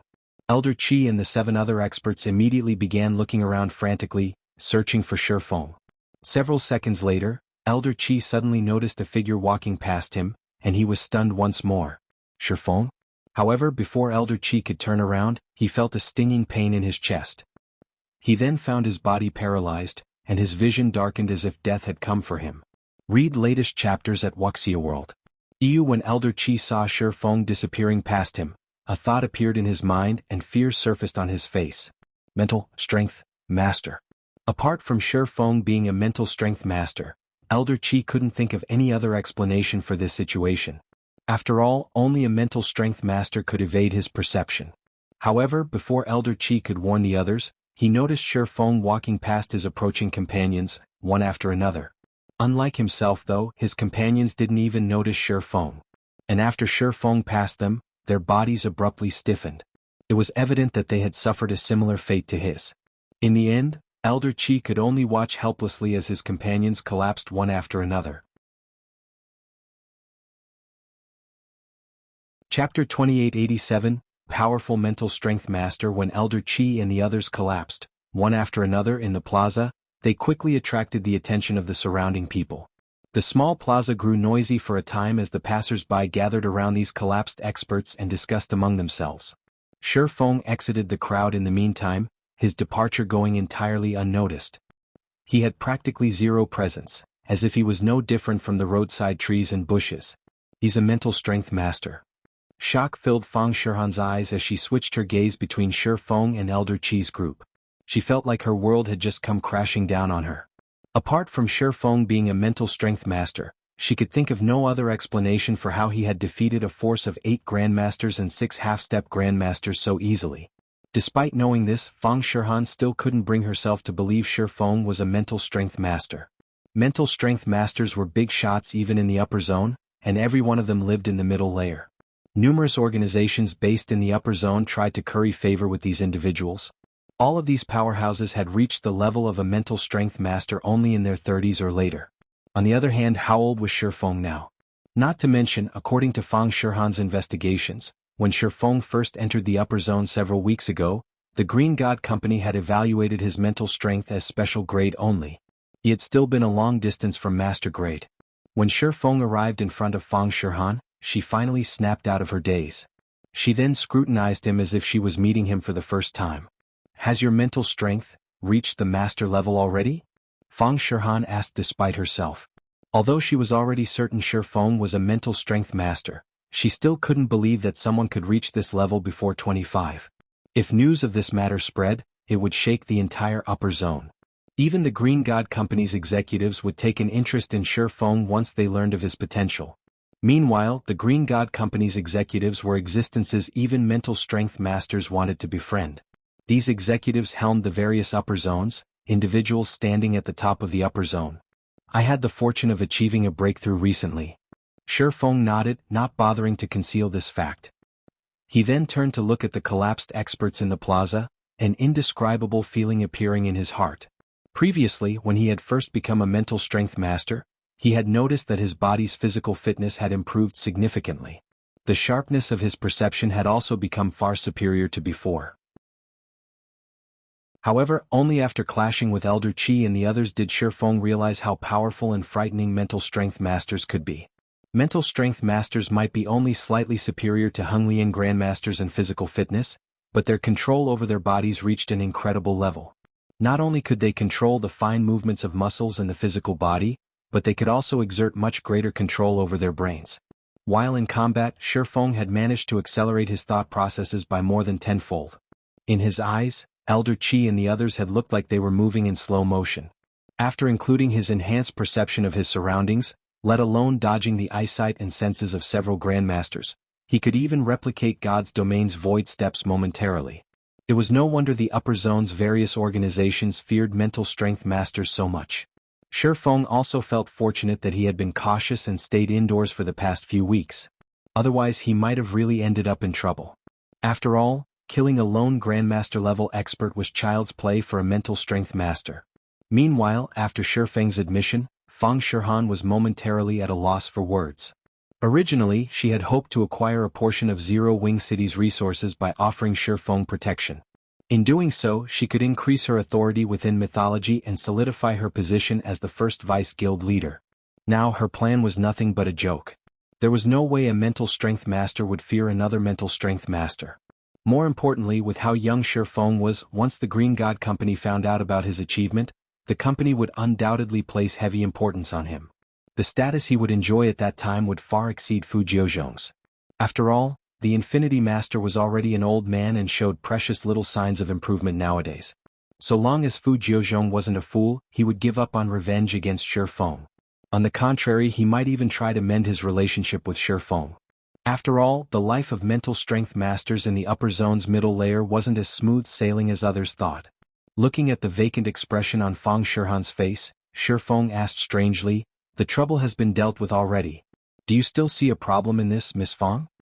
Feng Shihan recovered from her stupor at Feng's words.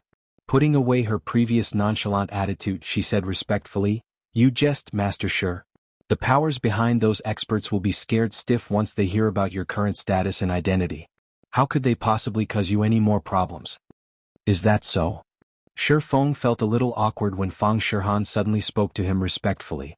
Her passionate gaze in particular was as if she had just seen an absolute beauty. It gave him an uncomfortable feeling. Master Shi, my visit this time isn't for anything significant. After observing Feng a little while longer, Feng Shihan revealed a rare smile and said, I only wish to partner with Zero Wing on a personal level. A personal partnership? Feng wasn't particularly surprised by these words. Calmly he asked, May I know what kind of partnership you have in mind? Taking a deep breath, Feng Shihan said solemnly, I am willing to invest 100 billion into Zero Wing to help develop all of the guild's necessary facilities and territories. Simultaneously, I can also provide 10 reserve slots for the upper zone and 1,000 bottles of potions of various kinds. I will also bring a large batch of peak experts and over 300 plots of land located in the NPC cities of both the eastern and western continents into Zero Wing. Feng couldn't help being tempted when he heard Feng Shihan's offer. He then asked, What are your conditions? Read latest chapters at Wuxia World. EU the funding aside, just the 1,000 bottles of various potions, the large batch of peak experts, and 300 plots of land were more than enough to elevate Zero Wing's overall strength by a large margin. Zero Wing would instantly surpass ordinary super guilds. It would be a lie to say this offer didn't tempt him. The lands of the western continent's NPC cities in particular were things Zero Wing needed urgently right now. With these lands, Zero Wing could maximize the use of its intercontinental teleportation array. The guild might even be able to establish a solid foothold on the western continent in one fell swoop. Seeing the interest in Feng's eyes, Feng Shihan replied, Simple. Become my backer. Feng was slightly stunned as he looked at Feng Shihan, his mind failing to comprehend her words momentarily. What's going on? Chapter 2888, Zero Wing in an uproar. Feng Shihan couldn't help a smile when she saw Feng's stunned face. She then asked leisurely, Do my conditions confuse you, Master Shi? Indeed, a little. Feng nodded. There was no doubt that the Feng family had extraordinary origins. Moreover, Feng Shihan herself was mythology's first vice-guild leader. No matter how he looked at it, the woman already had a boundless future ahead of her. She was an existence nobody in the outside world dared to offend. He might have become a mental strength master, but the benefits he could bring to Feng Shihan were merely limited to the upper zone's commodities. This was also the main reason the upper zone's various organizations bent over backward for mental strength masters. Apart from these trade commodities, he found it hard to imagine what other help Feng Shihan might need from him. I believe you should also understand what it means to own wealth beyond one's capabilities, Master Shi. Sighing, Feng Shihan said slowly, the Feng family used to have a mental strength master. However, along with this master's passing, the Feng family's circumstances in the upper zone have deteriorated. At this point, many of the middle layer's various organizations are even targeting the middle layer reserve slot I own. Hence, I hope you can intervene in this matter for me, Master Shi. If you do, those organizations might back off out of fear. A reserve slot for the middle layer? Feng was startled by Feng Shihan's words. The reserve slots for the upper zone's base layer were already incomparably precious, and they were more than enough to tempt the base layer's various organizations. A reserve slot for the middle layer would be even more precious and tempting. Moreover, based on Feng Shihan's words, this reserve slot was transferable. It didn't bind to specific individuals after use. This reserve slot was countless times more precious than the temporary 3-month slots the base layer's organizations competed for in the contribution competitions. It would be strange if the middle layer's organizations were not interested in acquiring this reserve slot. Master Shi, would you be willing to cooperate? Feng Shihan asked, a hint of apprehension flashing across her eyes as she looked at Feng. Originally, she had already decided to give up on this reserve slot because she couldn't keep it with mythology's strength. However, an opportunity had presented itself to her now. If she found the help of an ordinary mental strength master, the middle layer's various organizations wouldn't fear her at all. They would still try to snatch her reserve slot without fear. However, it was a different story if the mental strength master were Feng. Feng had become a mental strength master at an unprecedentedly young age. With his potential, the Green God Company was bound to place great importance on him. So long as Feng was willing to stand up for her, she might be able to keep this reserve slot. After Feng gave the matter some thought, he said, Alright, I agree to your conditions. However, I need to add one condition. Please speak, Master Shi, Feng Shihan responded without hesitation. 100 million trade points. Shi Feng stated. What are your thoughts on this, Miss Feng? Apart from the trade points he earned from trading in 7 luminaries crystals to the Green God Company some time ago, he hadn't made any extra points during this period. Meanwhile, apart from life potions, he also needed to spend a lot of trade points while living in the upper zone. This would only increase after he had Fire Dance and the others move into the upper zone. His expenditure of trade points would skyrocket if he had to nurture a mansion full of people. Hence, acquiring trade points was a must. 100 million? After pondering the condition, Feng Shihan gritted her teeth and answered, No problem. I can transfer them to you through my account. Once Feng Shihan agreed to his extra condition, Shi Feng made his way into Zero Wing's headquarters and signed a contract with her, assuring both sides. After signing the contract, Feng Shihan promptly left Zero Wing's headquarters to make the necessary preparations. She acted decisively and carefully on this matter. Inside the maglev limousine heading to the airport, Vice Guild Leader, do you really intend to follow Shi Feng in the future? White Feather asked as she looked at Feng Shihan, who had her eyes closed and was deep in thought. If you leave the guild so abruptly, the guild won't spare you. Although Shi Feng is now a mental strength master, there are significant differences between mental strength masters. He won't necessarily be able to stop all the organizations operating in the middle layer. If he handles things poorly, you'll not only lose your reserve slot but also have to face the guild's retaliation. Mythology was one of the 5 great super guilds. Some of the upper zone organizations that had partnered with the guild because of God's domain had the support of powerful and high-ranking mental strength masters. Feng Shihan was Mythology's first vice guild leader. Her abrupt departure from Mythology would deal a massive blow to the guild's reputation and morale. Mythology would seek revenge for this matter, both in God's domain and in the upper zone. I don't have a choice. This is my last chance, Feng Shihan replied with a wry smile. If I continue waiting, I'll lose the reserve slot for sure. Once that happens, I doubt I can get it back even if a powerful mental strength master stands up for me. I can only pray that Shi Feng is capable of fending off those greedy organizations now. Even mental strength masters had extreme difficulty securing one middle layer reserve slot, and they treated these slots like family heirlooms. After all, these slots could allow a person to live in the middle layer unconditionally. If she couldn't retain this reserve slot, her chances of becoming a mental strength master were practically zero. In the upper zone's history, the people capable of becoming a mental strength master without ever setting foot into the upper zone's middle layer were few and far between. It wasn't an exaggeration to say that 99% of the mental strength masters that had ever walked this world became mental strength masters only after living in the middle layer for some time. While Feng Shihan was making her way back to the upper zone, news of Elder Chi's group getting crippled reached Yuantian City's upper zone, shocking the various organizations based there. None of these organizations ever thought that Shi Feng possessed such frightening strength. He had single-handedly fended off the encirclement of so many Grandmaster-level experts. This unexpected development prompted many organizations looking to sell the Infinity Master a favor to shrink back. What should we do, young master? The organizations in Haitian cities and Yuantian cities' upper zones are no longer willing to assist us, Yi Kuei asked worriedly after calling Lu Tiendi. Moreover, now that Shi Feng's prestige has increased, many organizations are considering partnering with him to acquire 7 luminaries crystals from Zero Wing. I understand. Withdraw from Yuantian City's upper zone for now, Lu Tiendi said, smiling faintly. Teacher has learned about this situation.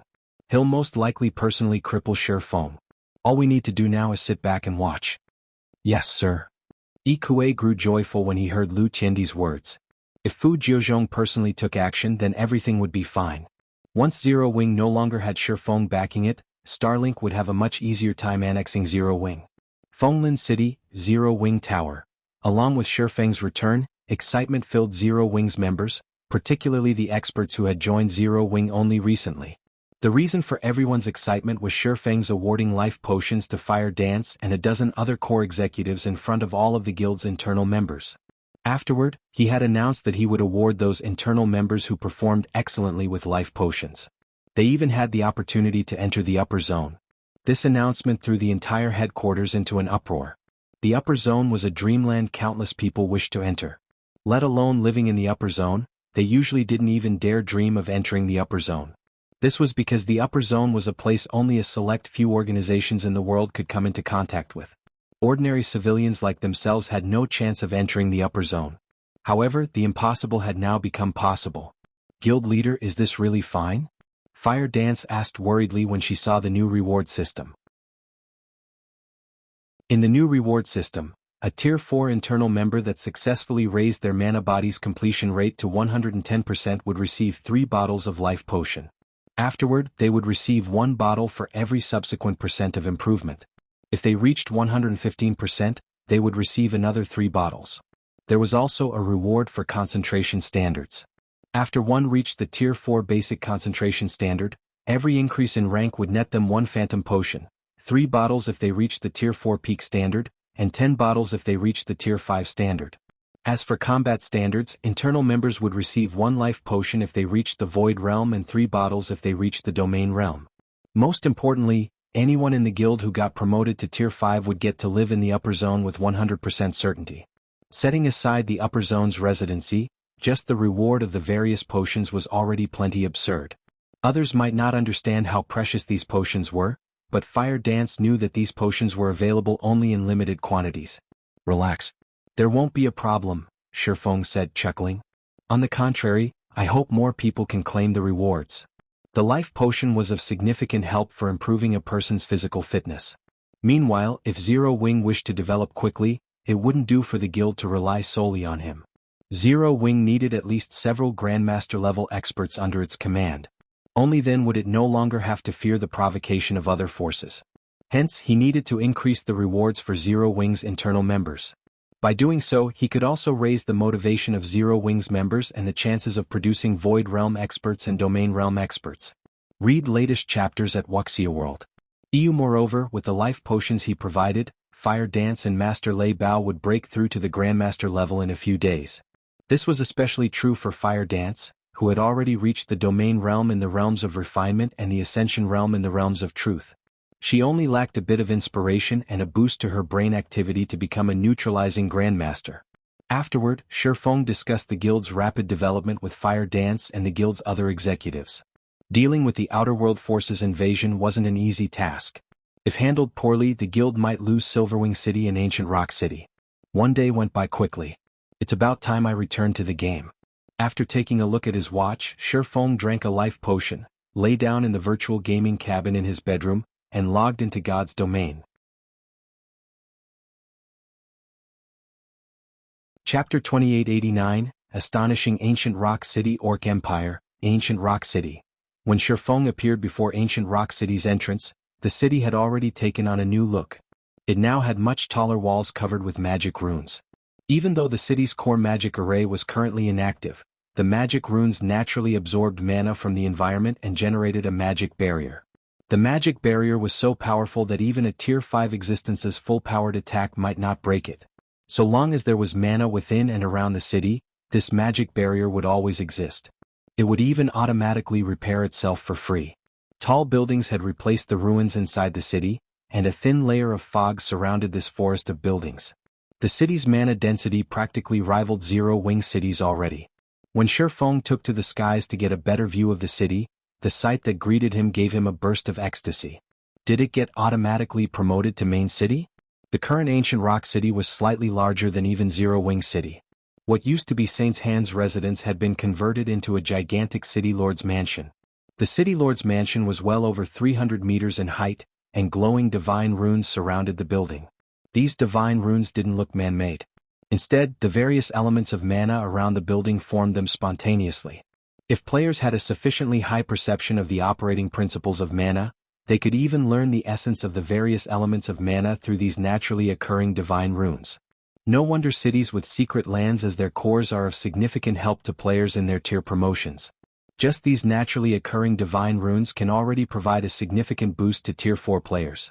When you factor in the environment inside the Evil God's secret land as well, a Tier 4 player's chances of getting promoted to Tier 5 here should be 20 to 30% higher than in the outside world. Feng fell into a daze as he looked at the majestic City Lord's mansion. While Feng was quietly observing Ancient Rock City, the number of players around the city continuously increased. When these players laid their eyes on the city, they too were stupefied. What had originally been a ruined city was now a magnificent city much larger than even royal capitals. The mana density within the city was at a level where the mana was visible to the naked eye. Coupled with the city's proximity to the Orc Empire's inner region, it made for the perfect resting place for players seeking to raid the Orc capital city. Since more and more people were gathering, Feng promptly entered the city and flew toward the city lord's mansion. Now that cities no longer received protection from the system after undergoing an upgrade, Ancient Rock City was currently at its weakest. If hostile forces attacked the city now, defending it would be incredibly difficult. Hence, the first thing he needed to do was activate the City Lord's Mansion's core magic array and generate the city's defensive magic array. Now that Ancient Rock City had become a main city, so long as its defensive magic array was active and had a sufficient supply of magic crystals, the city could take on even 2 Tier 5 existences without trouble. After Feng entered the City Lord's Mansion, he was surprised once more. Not only did the City Lord's Mansion possess an environment rivaling that of the ancient god's domain, but the clarity of the operating principles of mana's various elements in this place surpassed even that of the secret underground room in Zero Wing City. Zero Wing City's secret underground room only managed to gain such an environment thanks to the ancient beast sculpture and the expenditure of a ton of magic crystals. Even then, the secret room could accommodate only several dozen people at a time. On the other hand, Ancient Rock City's City Lord's Mansion possessed an even better environment and could allow more than 10,000 players to train in this environment simultaneously. When Feng arrived inside the core control room, he saw a fully open set of pitch-black doors. The evil god's secret land's mana continuously flowed out of the open doors and into the City Lord's Mansion. The secret land itself had also undergone significant changes. Previously, the evil god's secret land prevented all outsiders from approaching. Now, there was a flight of stairs with 49 steps leading into the secret land. These steps tested players on their ability to stabilize their surroundings. The higher one climbed on this staircase, the higher the requirement would become. By the time players reached the top, they would have gained basic mastery over the various elements of mana. Another staircase from the control room's second floor led directly into the evil god's secret land. However, players needed to be at least level 150 Tier 4 to use this entry method. They also had to pay 1,000 mana stones per player to enter. In other words, there were 2 methods to enter the evil god's secret land. One method was free but required players to have basic mastery over the various elements of mana. The other method had much more lenient entry requirements, but players had to pay 1,000 mana stones. This method was a huge benefit for Tier 4 players. After all, Tier 4 players could obtain significant help in their Tier 5 promotion from a level 150 plus God Mode secret land. Not to mention, monsters inside a God Mode secret land were filthy rich. According to the rumors Feng had heard, the mythic monsters inside level 150 plus God Mode secret lands provided at least 5 times more EXP and 3 times better loot than mythic monsters in the outside world. They were walking treasure troves. Of course, securing these walking treasure troves wouldn't be easy either. This was because even the weakest monster inside these secret lands rivaled Refinement Realm experts in combat standards, with the more powerful ones on par with Void Realm experts. And worse, all of these monsters moved in groups. If an ordinary Tier 4 expert entered a God Mode secret land by themselves, they wouldn't even know how they died. And while Tier 5 players could survive in a God Mode secret land by themselves, they would still die if they came across a Tier 5 legendary monster. All legendary monsters in a God Mode secret land possessed combat standards rivaling peak experts at the very minimum, as well as powerful basic attributes. The average Tier 5 player would have difficulty facing a legendary monster by themselves. Normally, raiding a legendary monster would need 3 Tier 5 players.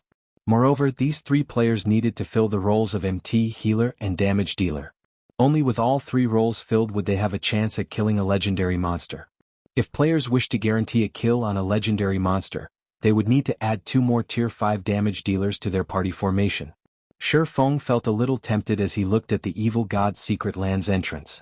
This was because the monsters inside level 150 plus God Mode secret lands had a chance of dropping God crystals, materials essential to upgrading many fragmented legendary items, as well as Tier 5 skill and spell books, which all Tier 5 players needed to raise their combat power.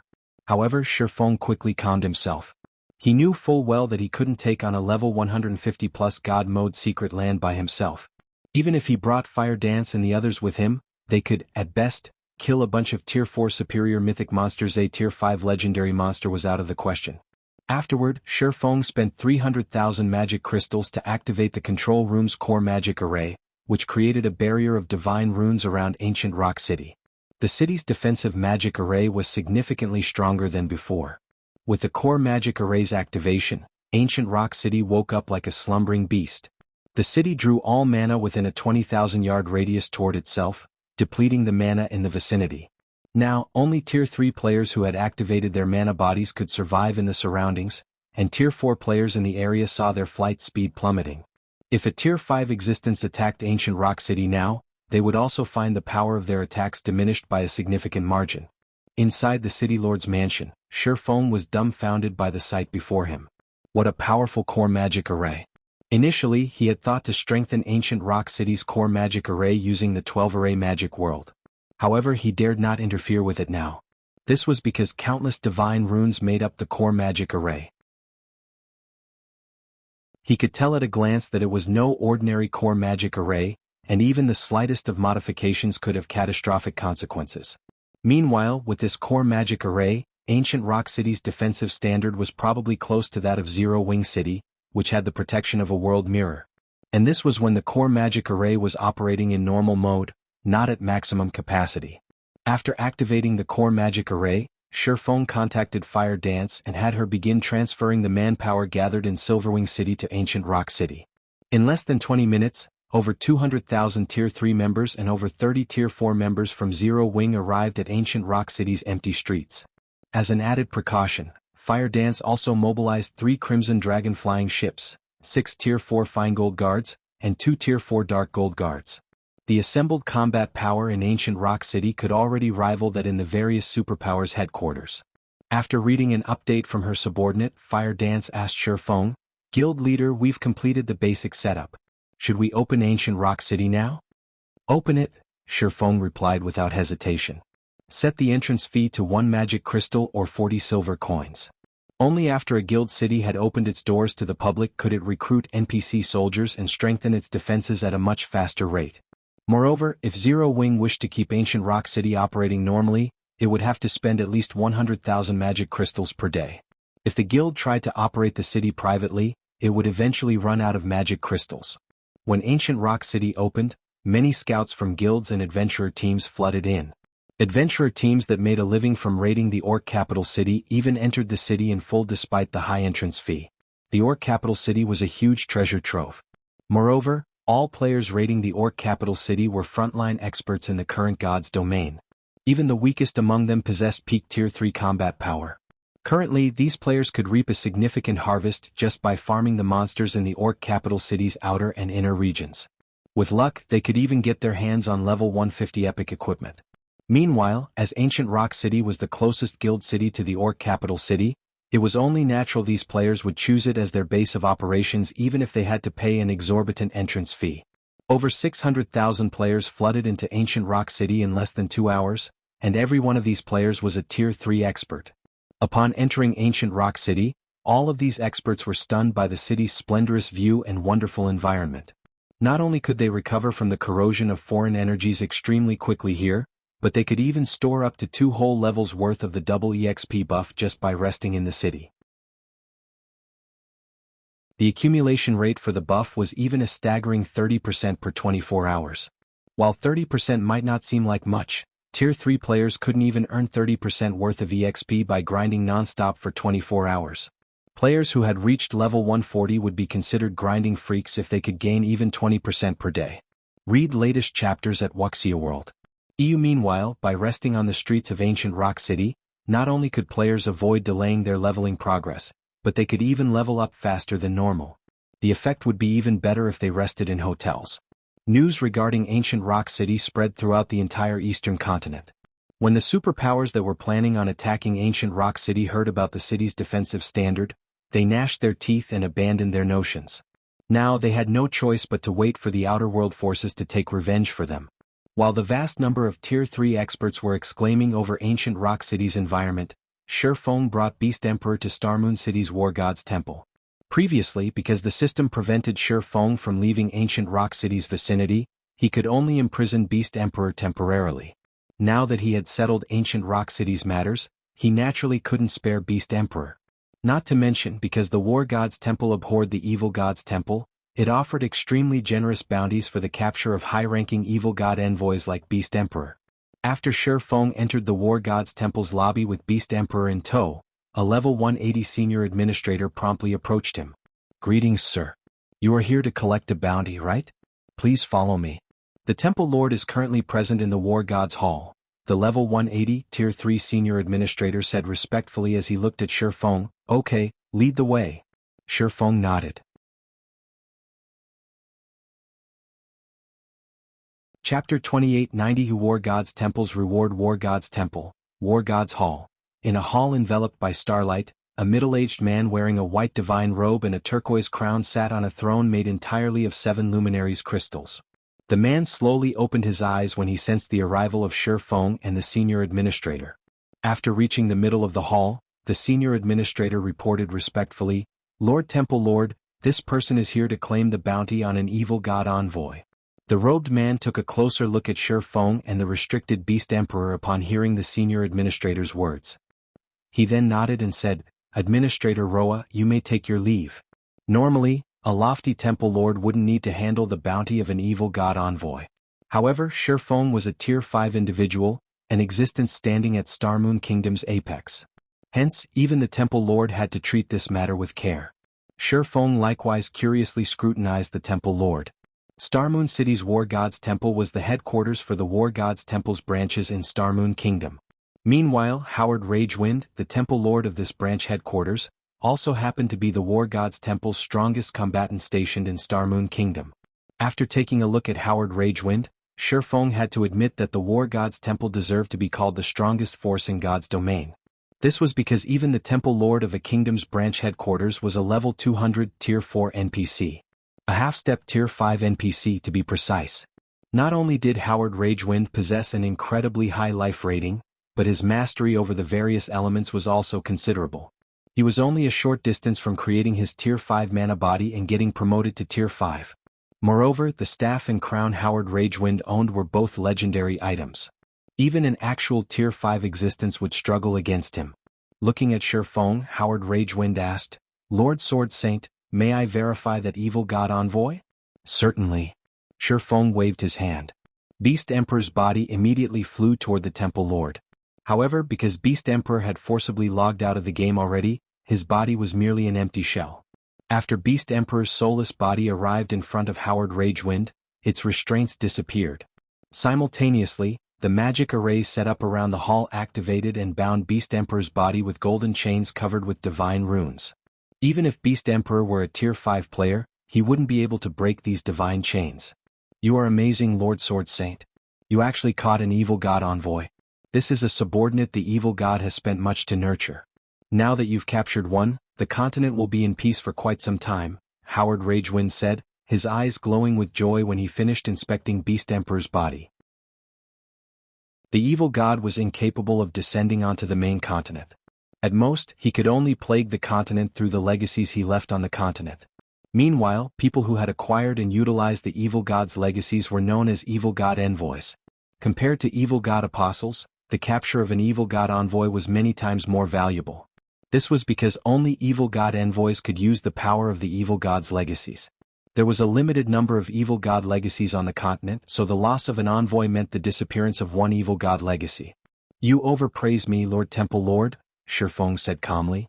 Feng had long since known that Beast Emperor was an evil god's envoy. Otherwise, he wouldn't have visited the War God's Temple in such a hurry. Afterward, Howard Ragewind chanted an incantation, and Beast Emperor's body gradually disintegrated under the power of the golden chains. When Beast Emperor's physical body disappeared, Feng saw a translucent soul appear in its place. However, under the magic array's effects, the translucent soul also dissipated quickly. The entire process lasted no more than 20 seconds. When Howard Ragewind stopped chanting, Beast Emperor's existence had been expunged from God's domain. Beast Emperor would have to start from scratch if he wished to enter God's domain again. Meanwhile, without the evil god's legacy, Beast Emperor would pose no threat to Zero Wing. He might even have problems reaching Tier 4. After Beast Emperor disappeared, Feng received a notification from the system. "System, congratulations. You have captured an evil god envoy. Rewarding 100,000 War Gods Temple Merit Points, 3,000 War Gods Temple Reputation Points, 5 levels and 50 Legacy Skill Points. System: your War Gods Temple reputation has reached 6,700 points. Rewarding War Gods Envoy title. You will enjoy status and authority equivalent to a War Gods Temple Elder with this title. Feng was stunned when he saw the rewards. Although he had expected a generous reward, he never dreamed it would be this generous. Setting aside how many items he could exchange from the War God's treasury with 100,000 merit points, just the War God Envoy title more than justified his efforts. While the War God's temple had countless branches across God's domain, it had a limited number of elders. The status of elder exceeded even that of branch temple lords in the War God's temple. With this status, Feng could directly recommend Zero Wing be one of the top 10 rookie guilds of God's domain. Zero Wing would no longer have to go through the coming year's selection competition. Instead, it could directly participate in the competition for the 12 reserve seats. Moreover, God's domain's top 10 rookie guilds also got to enjoy a portion of the 12 reserve seats authority, including having a guild garrison a kingdom and enjoy the worship of this kingdom. Seeing Feng in deep thought, Howard Ragewind approached him and said respectfully, "Lord Sword Saint, because of your contributions, you are now the War God's Temple's envoy. If you encounter any trouble in the future or need help with something, I will be more than happy to help." "That's great." Upon hearing the Temple Lord's offer, Feng asked, "I wish to recommend my guild as a candidate for the top 10 rookie guilds. I also wish to have my guild garrison Starmoon Kingdom. May I know what I need to do to accomplish this?"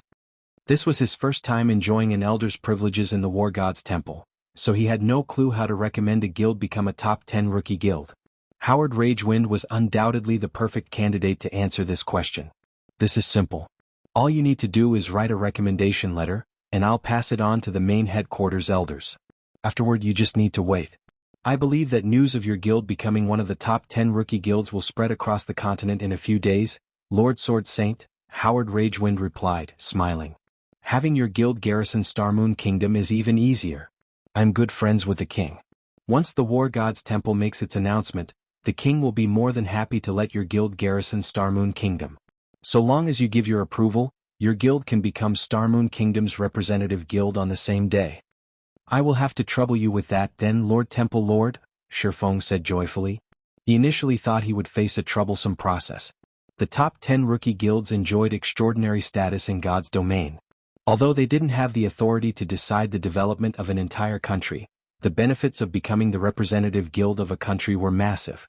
Representative guilds would receive precious resources from their respective countries upon taking the position, and these resources included 7 luminaries crystals and various legendary materials.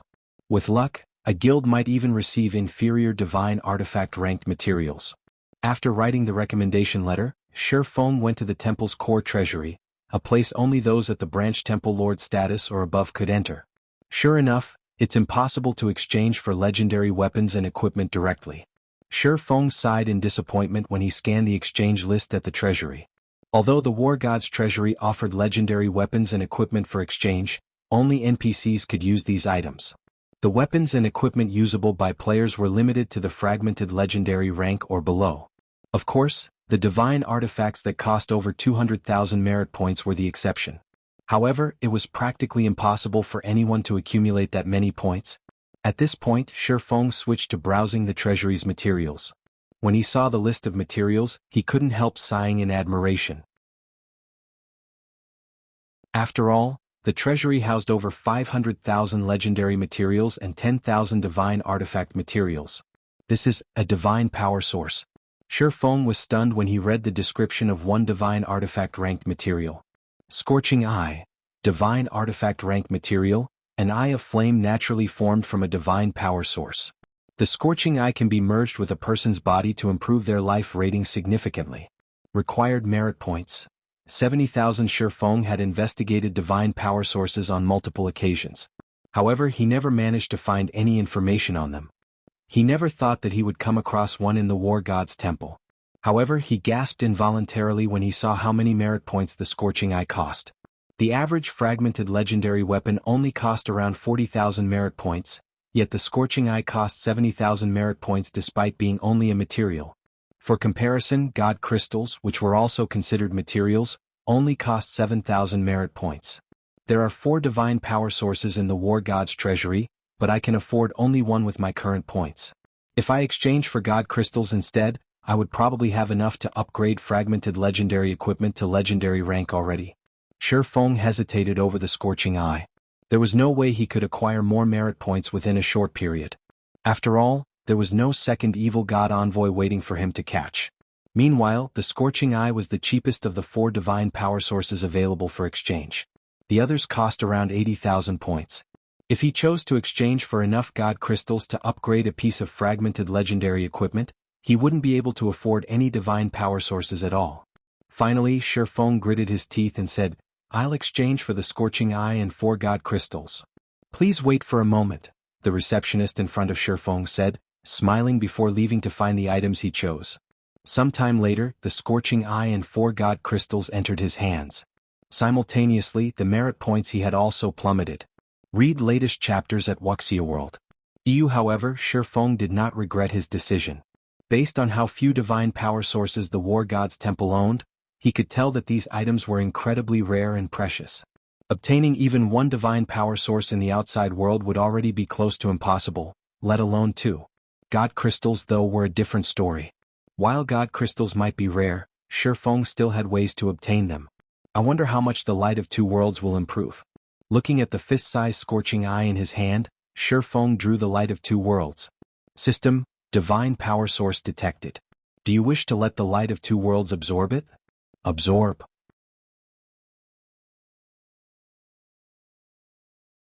Chapter 2891. Upgrade to Legendary. The moment Feng chose to have the Light of 2 Worlds absorb the Scorching Eye, the latter transformed into a bundle of flames and merged with the fragmented legendary weapon. The crimson flames made the sword spontaneously ignite, and the cracked divine runes engraved on it began mending. Several seconds later, crimson divine runes lit up all over the sword, followed by a significant increase in the Light of 2 Worlds' aura. What a powerful aura! Feng was astonished as he looked at the weapon in his hand. The aura the Light of 2 Worlds now exuded was more than enough to deter ordinary Tier 4 players from approaching it. A Tier 4 player would need to break through the 100% threshold of their mana body to withstand the devastating power overflowing from the sword. However, compared to the Light of 2 Worlds' external changes, the changes to its statistics were much more remarkable. The upgrade had boosted the basic attributes that the weapon provided by 15%. With the weapon, Feng's strength finally exceeded the 70,000 threshold. Now, he was only slightly inferior to level 150, Tier 5 legendary monsters in the strength attribute. In addition, the Light of 2 Worlds' 3 additional skills had been upgraded to Tier 5. World Breaker in particular, could now increase an attack's power up to the Tier 6 basic rank. The skill's cooldown had also decreased from 1 hour to just half an hour. After Feng got over his joy of upgrading the Light of 2 Worlds, he shifted his attention to his Nightwalker's cape. Now that I've upgraded the Light of 2 Worlds, there's no hurry to improve my weapons anymore. However, as a Tier 5, the life-saving skills I have are far too few. I wonder how much the Nightwalker's cape will improve if I upgrade it? Feng took out 3 more god crystals from his bag as he looked at the Nightwalker's cape, completing the 7 god crystals required to repair the fragmented legendary equipment. Initially, he had planned to upgrade the Abyssal Blade to Tier 5 once he had saved up enough god crystals, so he never bothered using the 7 leftover god crystals from the Dragon Trial. However, now that he had upgraded the Light of 2 Worlds, he wasn't in as much of a rush to upgrade the Abyssal Blade. This meant there was no need for him to reserve those remaining god crystals. Instead, he could use them to raise his survivability. After all, Tier 5 players might be powerful, but they weren't invincible. It might be fine if he died in a dungeon, but if he died in the outside world, he would suffer immense losses. After players reached Tier 5, they wouldn't just lose a level when they died. Their mana bodies would also suffer damage, and a full recovery would take at least 3 or 4 days. Either that or players could spend 7 Luminaries crystals to speed up the recovery process. Because of this significant death penalty, all players would try to raise their survivability as much as possible after reaching Tier 5. System: Sufficient god crystals detected. Do you wish to let the Nightwalker's cape absorb them? Absorb. Feng agreed to the prompt without hesitation. The 7 god crystals in Feng's hands gradually disintegrated into 7 streams of light that lingered around the Nightwalker's cape, then merged with the cape's tattered divine runes, repairing them. When the 7 god crystals were gone, the Nightwalker's cape's divine runes suddenly lit up. A layer of black fog then appeared around the ordinary-looking cape, reducing Feng's presence significantly and preventing others from inspecting his information. Now Feng could even erase his presence completely if he wanted to. Apart from the cape's hidden effects, its statistics had also undergone earth-shattering changes. Nightwalker's cape, legendary rank cape, equipment requirement, strength 8,000, agility 5,000 when equipped. All resistances increased by 300%, all damage received reduced by 60%, strength increased by 150%, agility increased by 120%, endurance increased by 120%, ignore levels plus 80, movement speed increased by 100%, attack speed increased by 100%, reaction speed increased by 100%. Additional passive skill 1 Nightwalker. When the cape is equipped, no information about the player can be examined. Physique improved by 60%. Additional passive skill 2 Divine Speed. Player's starting movement speed increased to 100% of player's maximum movement speed. Additional passive skill 3 Void Walk. Players can freely enter the void and traverse it. Void Walk significantly weakens the oppression exerted by the void. Additional active skill 1 Divine Steps. Summons 36 doppelgangers before a maximum of 36 targets for 5 seconds. Doppelgangers do not possess any attack capabilities and are invulnerable to attacks. Player can switch positions with any doppelganger freely. Maximum cast range of 2,000 yards. Cooldown, 5 minutes. Additional active skill 2 Void Shield. Forms a shield with an HP 10 times the player's maximum HP for 10 minutes. As long as the shield exists, the player's HP recovery speed increased by 500% and movement speed increased by 300%. Damage from Tier 5 sources or below is reduced by 90%, and damage from Tier 6 sources is reduced by 60%. Cooldown, 15 minutes. The blacksmith god Bear crafted this cape for the Tyrant of Destruction. It possesses the power to traverse the void. No wonder they say legendary weapons and equipment grant players the power to transcend tiers. This Nightwalker's cape is simply preposterous. Feng was thunderstruck when he read the Nightwalker's cape's information displayed before him. Although the Nightwalker's cape still couldn't let Tier 5 players stand toe-to-toe with Tier 6 players, it at least provided Tier 5 players with a certain degree of survivability against Tier 6 players. The skill Void Walk was especially excellent for escapes. If Feng escaped into the void, even a Tier 6 player would have difficulty searching for him. After all, even Tier 6 players would be subject to a powerful oppression when traversing the void. If a Tier 4 player were to equip the Nightwalker's cape, their strength would approach that of Tier 5 players. Unless a Tier 5 player could counter the Nightwalker's cape's abilities, or the Tier 4 player in question did something stupid, it would be impossible for a Tier 5 player to kill a Tier 4 player equipped with the Nightwalker's cape. Meanwhile, after upgrading the Nightwalker's cape, Feng's strength attribute skyrocketed once more, hitting the 90,000 mark. Now he had 10,000 more strength than the average level 180 Tier 5 NPC. In terms of basic attributes, he already stood at the peak of Tier 5 existences, inferior only to Tier 5 NPCs wielding legendary weapons. I thought I would have to wait a little longer before I could challenge the evil god's secret land, but now it seems that won't be necessary. Fighting spirit flared in Feng's eyes as he thought about the god mode secret land.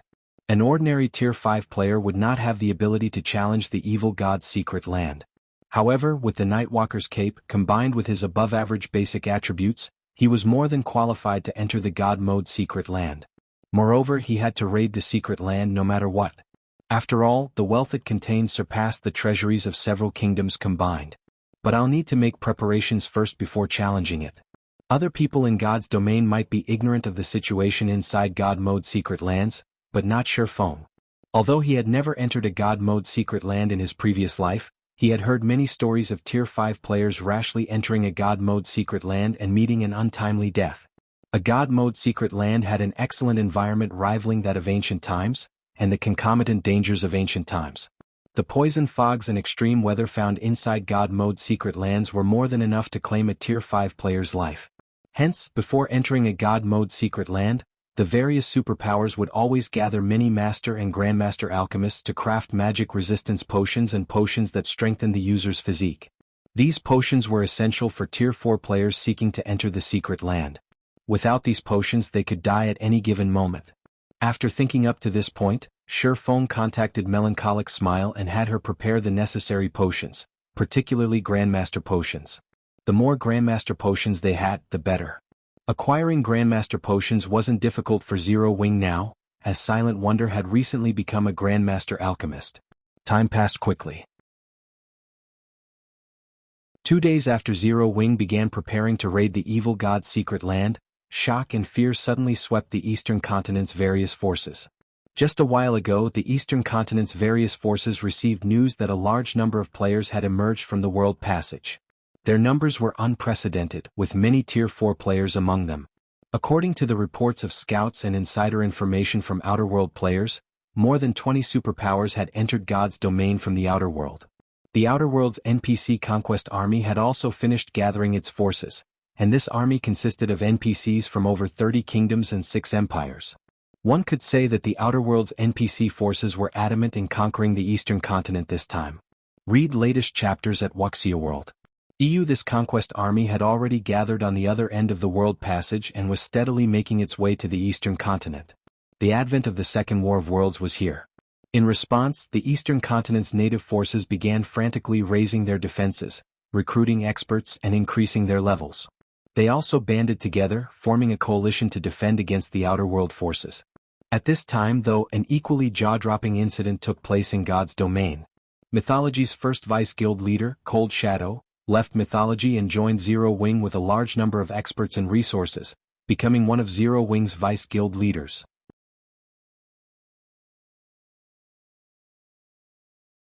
Chapter 2892, All Sides Shaken. Dark Knight Empire, Dark Knight City. Starlink's residence had once been brightly lit and crowded with people. However, after Zero Wing's rise, the number of players visiting Starlink's residence had steadily decreased. Now, apart from guild members, almost nobody visited Starlink's residence. Starlink was now the least prosperous of the Dark Knight Empire's top 4 guilds, not even comparable with first-rate guilds. However, many people had gathered in the residence's top-floor meeting room, including representatives from the various superpowers and executives of many dark guilds.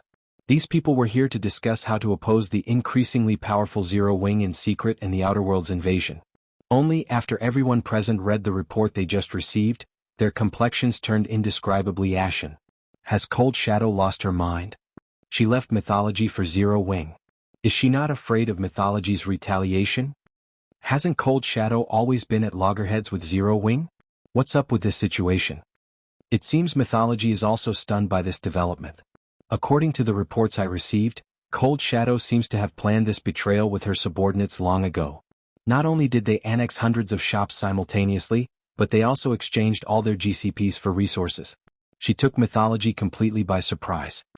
Although the importance of Cold Shadow's betrayal was insignificant compared to the Outer World's invasion, the various superpowers present were still shocked and confused by this situation. Mythology was one of the 5 great super guilds. Cold Shadow herself also possessed extraordinary strength and status within the guild. She had a high chance of becoming Mythology's guild leader. With such a bright future ahead of her, there should be no reason for her to leave Mythology. Moreover, Zero Wing was currently in a terrible situation. The guild's ability to facilitate teleportation between the 2 main continents had made it an eyesore for the native superpowers and also a priority target for the Outer World forces.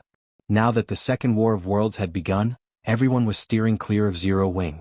Despite that, Cold Shadow had taken the initiative to join Zero Wing. The various representatives present simply couldn't wrap their heads around this situation. Some of them even suspected Cold Shadow of having a secret relationship with Feng. Otherwise, why would Cold Shadow, a woman with a promising future, join Zero Wing, a guild in a precarious situation? All of you be quiet. Lu Tiendi shouted as the babble in the room reached unbearable levels. Standing up, he said, although Cold Shadow's betrayal has increased Zero Wing's strength substantially, our plans remain unchanged. According to the information I obtained, over 10 Outer World superpowers will lead a portion of the NPC Conquest Army to the Twin Towers Kingdom and Starmoon Kingdom. To ensure the swift destruction of these 2 kingdoms, we must get the experts there to leave as quickly as possible. We must also get the players of the neighboring kingdoms and empires to distance themselves from these 2 kingdoms. Without the help of expert players, the 2 kingdoms will fall with only their NPCs and Zero Wing to defend them. The various superpowers representatives and the various Dark Guilds executives nodded in agreement with Lu Tiandi's words. Guild leader Lu, rest assured, we will mobilize all available personnel to lure the independent experts of those kingdoms and empires away. We won't let them assist Zero Wing. That's right. We can also commission those experts to join the armies of other kingdoms and empires. I believe those independent experts will be more than happy to do so for an appropriate price. The Twin Towers Kingdom and Starmoon Kingdom will have nobody to help them. In the current era where Zero Wing dominated the Eastern Continent, the superpowers and dark guilds hostile to Zero Wing were having an incredibly bad time. Moreover, with Feng defending Zero Wing, even the 5 great super guilds could do nothing against Zero Wing. Nevertheless, Zero Wing couldn't stop them from secretly carrying out small schemes. Players played a significant role in the War of Worlds. This remained true even for Tier 3 players because players could resurrect continuously even after falling in battle. While NPCs could also be resurrected, the process was much more complicated. Moreover, the battlefield spanned far and wide. Even if an individual possessed heaven-defying combat power, they could affect the outcome of only a limited area. Winning the war still required the cooperation of a large number of expert players. In the First War of Worlds, the only reason the Eastern Continent's forces managed to stop the Outer World NPC army's advance was the large number of expert players who had participated in the war. Otherwise, the Eastern Continent would have long since fallen. Hence, the various superpowers and dark guilds present were confident of destroying the 2 kingdoms serving as Zero Wing's backbone in the upcoming war. While the various superpowers and dark guilds were secretly colluding against Zero Wing, a large number of Tier 4 experts had gathered in the distant Orc Empire's ancient rock city. Looking at the pedestrians coming and going on the main street, the female guardian knight Whitefeather exclaimed, "Vice Guild leader, this city is absurd. Not only does it have stronger defenses than a royal capital, but the number of Tier 4 NPCs here also surpasses even that of certain imperial capitals." Whitefeather had been living and developing in the Fire Dragon Empire all this time, so she was accustomed to the prosperous and powerful Flame Dragon City. Hence, no guild city had ever managed to catch her eye. However, after arriving at Ancient Rock City, Whitefeather had to acknowledge the city's magnificence. The number of Tier 4 NPCs visiting Ancient Rock City was especially amazing, practically comparable to Flame Dragon cities. Meanwhile, the presence of Tier 4 NPCs would greatly impact a guild city's defensive standard and the fortuitous opportunities available within it. It is indeed well developed. Even Mythology's main headquarters can't compare, Cold Shadow said, nodding in agreement. Originally, she still had some misgivings about her decision to join Zero Wing. However, seeing Ancient Rock City had considerably alleviated her worries. With Ancient Rock City's advantages, the city could repulse the various superpowers' attacks even if Feng were absent. It also wouldn't have any problems fending off Mythology's retaliation. Moreover, given enough time, Ancient Rock City would not only attract a large number of players from the surrounding kingdoms and empires but also acquire increasingly better resources from the Orc capital city. Afterward, so long as the Eastern Continent succeeded in fending off the Outer World's army, it wouldn't be difficult for Zero Wing to become God's domain's strongest guild. Her only concern was that fending off the Outer World's conquest army wouldn't be an easy task. If the defense were mishandled, Zero Wing might even perish in the upcoming war. After thinking up to this point, Cold Shadow couldn't help frowning. She couldn't understand why Feng had suddenly called for Tier 4 members like herself to gather in Ancient Rock City. Now that the Second War of Worlds was imminent, there was a lot of work to be done. It was especially important for them to recruit expert players from the neighboring kingdoms and empires. If they acted slowly, the other superpowers would definitely interfere with their plans. When Cold Shadow and her team of nearly 10 Tier 4 experts entered the City Lord's mansion, they were instantly stunned by the environment inside the building. Read latest chapters at Wuxia World. Why are the operating principles of mana so clear here? The clarity inside Mythology's special secret land doesn't even come close, Whitefeather exclaimed. The special secret land Mythology had found and secured after paying a great price had an excellent environment that provided players with greater insight into the operating principles of mana. However, only a limited number of people could enter the secret land at a time, resulting in fierce competition among the guild's many Tier 4 experts and the Tier 3 experts seeking to get promoted to Tier 4. Moreover, even after one clinched a slot, they still needed to fork out a lot of resources to enter the secret land. One had to pay for these resources out of one's own pockets. the total cost of which was enough to make even Tier 4 experts wince.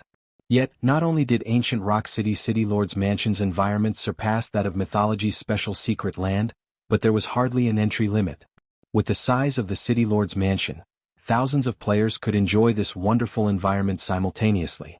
If Mythology's many Tier 4 experts found out about this, they would probably die of envy. While Cold Shadow and the others were in a daze, Feng, who had been waiting in the City Lord's Mansion for some time now, suddenly said, "All right. Now that everyone's here, let's enter the evil god's secret land."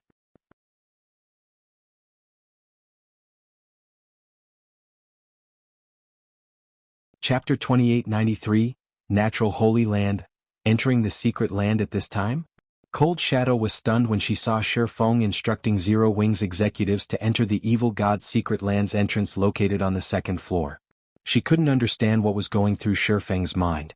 It wouldn't be long before the Outer World's NPC conquest army launched its invasion of the eastern continent.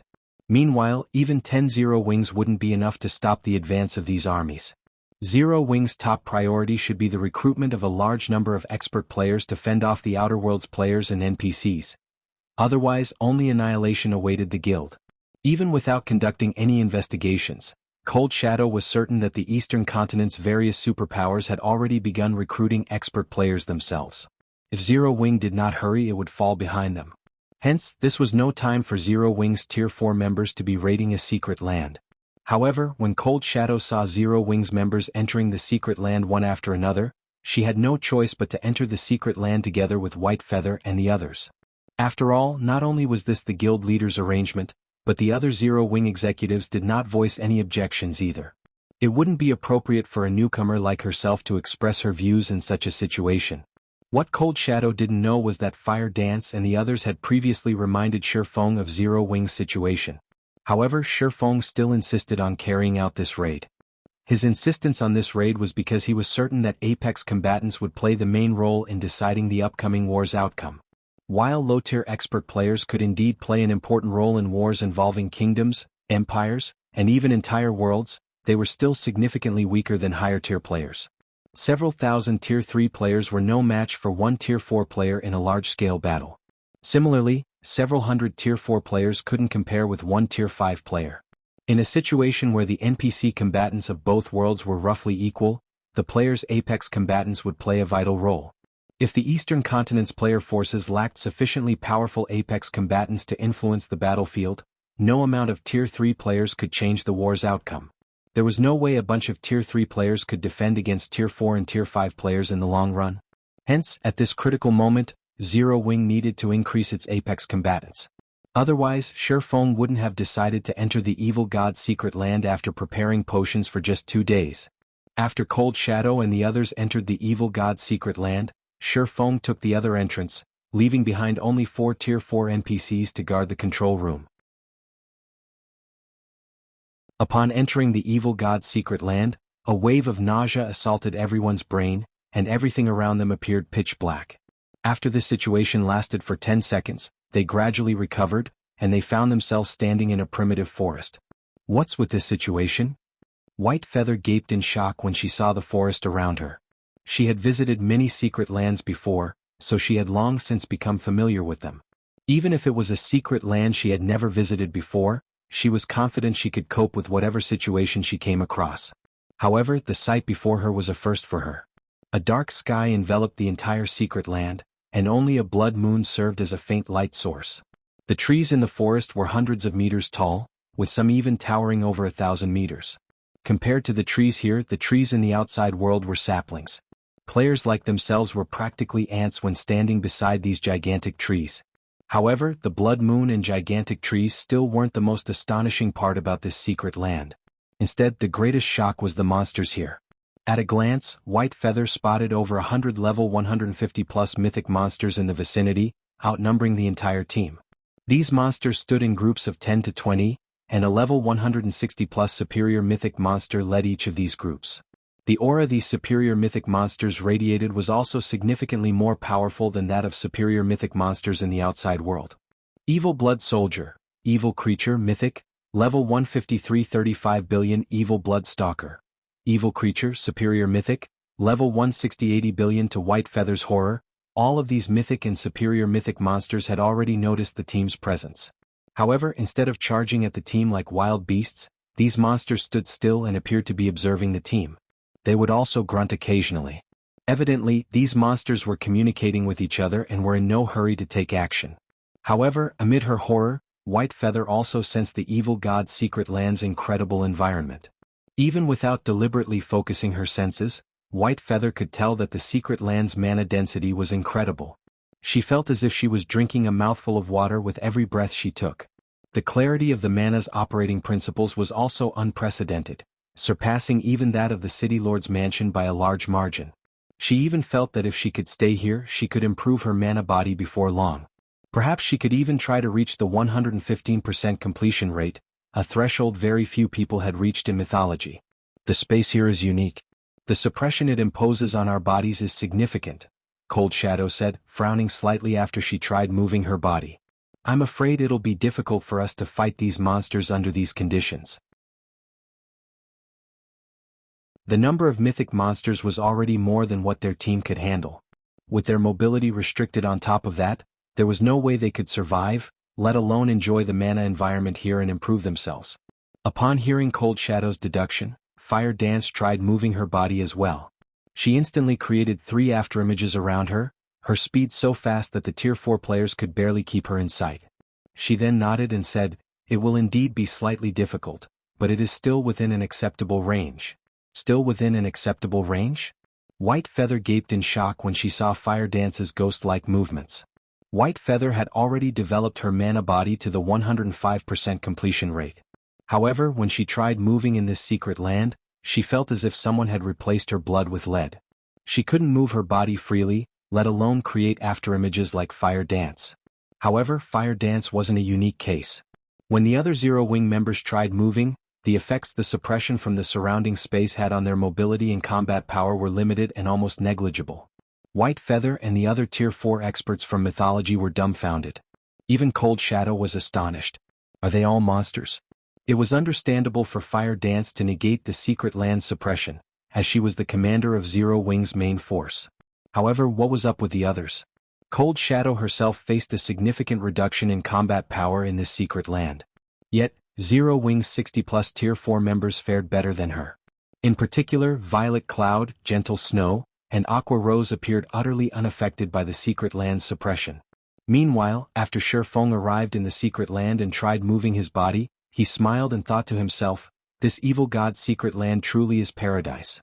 The air is filled to the brim with powerful mana. Someone without sufficient control over the elements will face suppression from the space here. But if they stay here for a while, they'll receive great help in developing and creating mana bodies." Originally, Feng had planned to rely on the ancient god's domain's environment to improve Zero Wing's members. However, he didn't need to do so anymore. The evil god's secret land was the perfect replacement. Moreover, players wouldn't have to waste time on training. Fighting the monsters in this secret land would more than suffice to let players familiarize themselves with mana's operating principles. This was because players could even sense the operating principles of mana's various elements in the secret land with their bodies. Hence, players simply had to fight and experience the ambient mana's operating principles repeatedly to improve their control over mana's various elements. However, when Feng arrived, the surrounding mythic monsters immediately grew alert. Shortly afterward, a 40-meter-tall evil bloodstalker clad in exquisite armor and holding a spear let loose a roar, inciting all of the monsters to charge at Zero Wing's members. Damn it! Why are they charging at us all of a sudden? Cold Shadow frowned when she saw the oncoming monsters. Because of the secret land suppression, they might not even be a match for these monsters in a one-on-one situation. Over 100 of these monsters charging at them en masse was an absolute nightmare. Among those present, only Feng could cope with the attacks of multiple mythic and superior mythic monsters simultaneously. However, Feng wasn't an MT but a damage dealer. In front of high-intellect monsters, dealing high damage wouldn't be enough to attract their aggro. Only the mock skills of MTs could forcibly secure the aggro of these monsters. Feng couldn't aggro all of these monsters to himself. Read latest chapters at Wuxia World. So, they've decided to get rid of everyone else before targeting me? How smart of them. Feng smiled when he saw the evil blood soldiers and stalkers splitting up and targeting different players. Unfortunately, Group tactics are useless against me. He immediately unleashed his mana domain and caught the evil blood soldiers and stalkers within it. The instant he did so, Cold Shadow and the others were dumbfounded. This was because Feng was practically a god descending onto the mortal world at this time. Despite the mana domain holding no hostility to them, they still had their breath stifled. As for the oncoming evil blood soldiers and stalkers, Feng's mana domain reduced their mobility by at least 50%. Some evil blood soldiers even had difficulty taking a step. Compared to the time Feng unleashed his mana domain against Saint's Hand's Tier 4 experts, his current mana domain was significantly more powerful.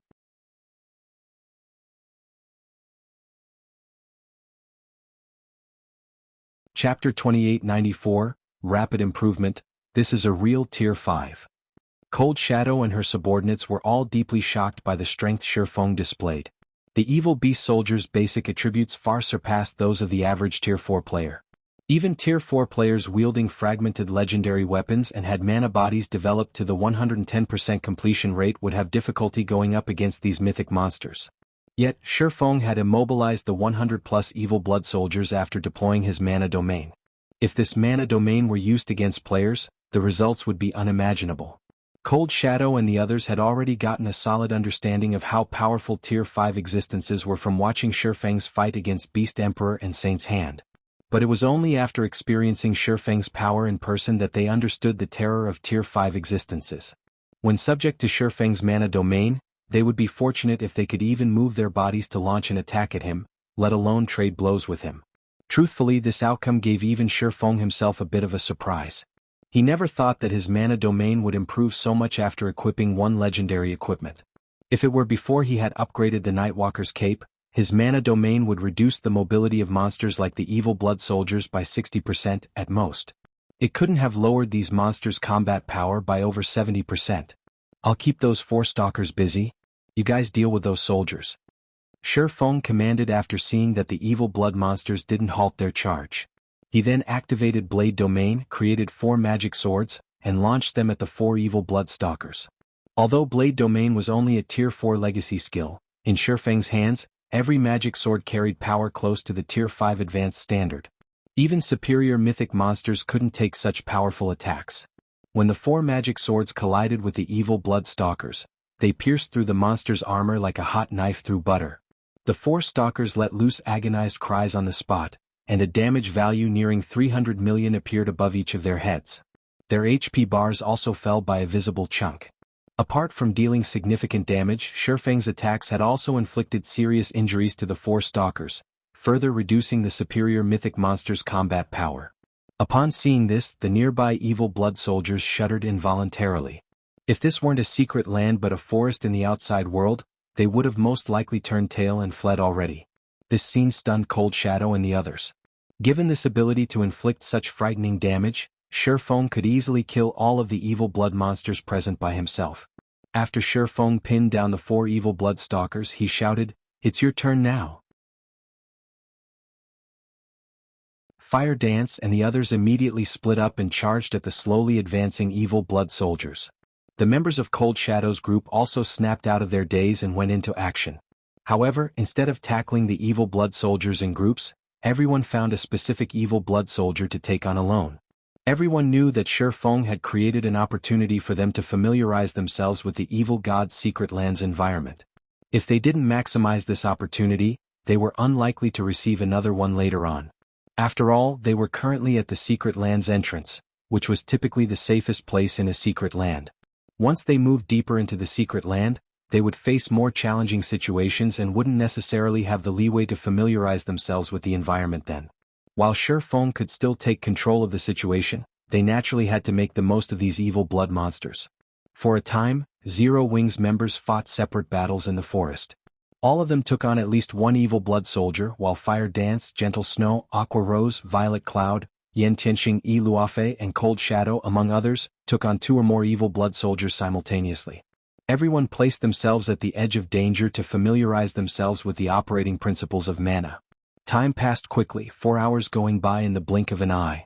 Yet even after 4 hours had elapsed, the evil blood soldiers' HPs remained above 99%. They were practically intact.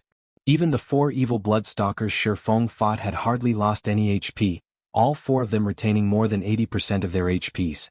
However, while the evil blood monsters might have sustained barely any damage, all the Tier 4 players had made significant improvements.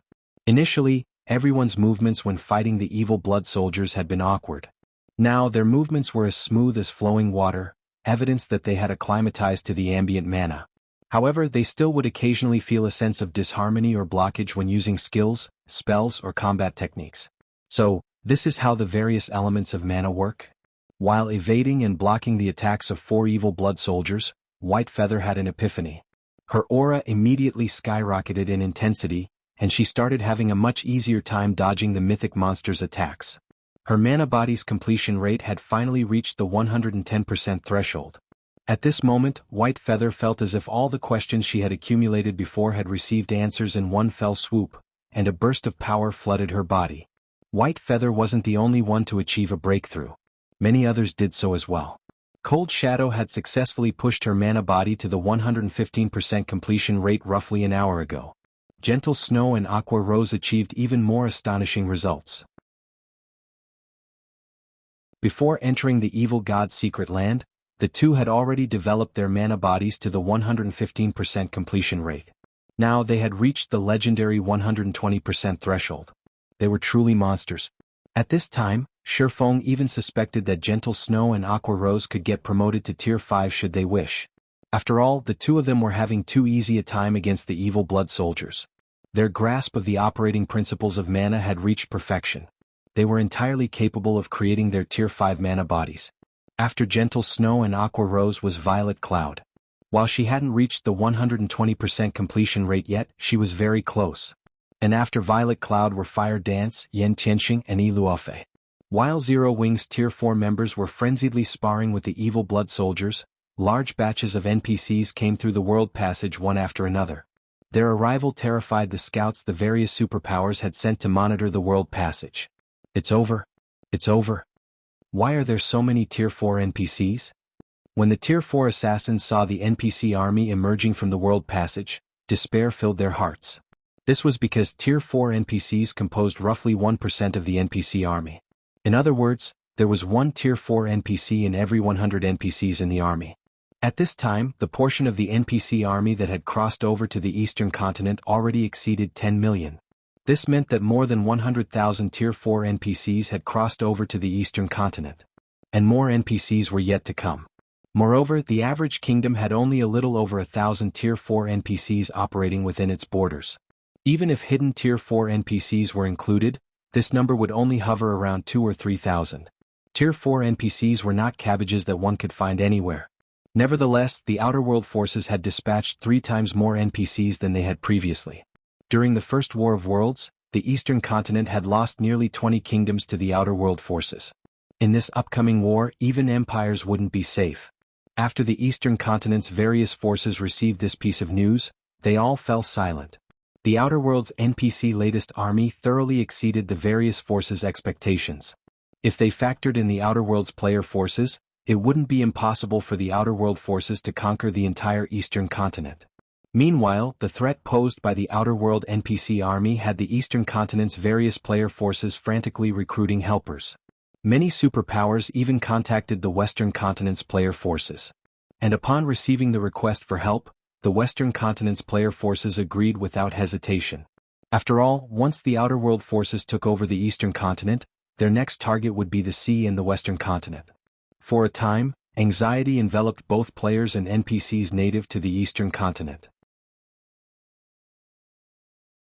However, Feng and the others inside the evil god's secret land were wholly unaware of the situation outside. They were still sparring with the evil beast stalkers and soldiers. Read latest chapters at Wuxia World. After everyone had sparred for over a dozen hours and resolved most of their problems, Feng gave the command to start culling the evil blood soldiers. The mythic monsters of a god mode secret land were unquestionably powerful. Even when working together in groups of 20, Fire Dance and the others took over a dozen minutes to kill just one evil blood soldier. If not for Feng's mana domain, they might have taken more than an hour. Feng fared much better. In the time Fire Dance and the others took to kill one evil blood soldier, he had already killed all 4 evil blood stalkers. Due to the 4 evil blood stalkers' deaths, everyone in the team leveled up twice. Even Feng had reached level 157. And after he landed the killing blow that finished off all 4 evil Bloodstalkers simultaneously, the loot that appeared made Cold Shadow and the others rub their eyes in doubt.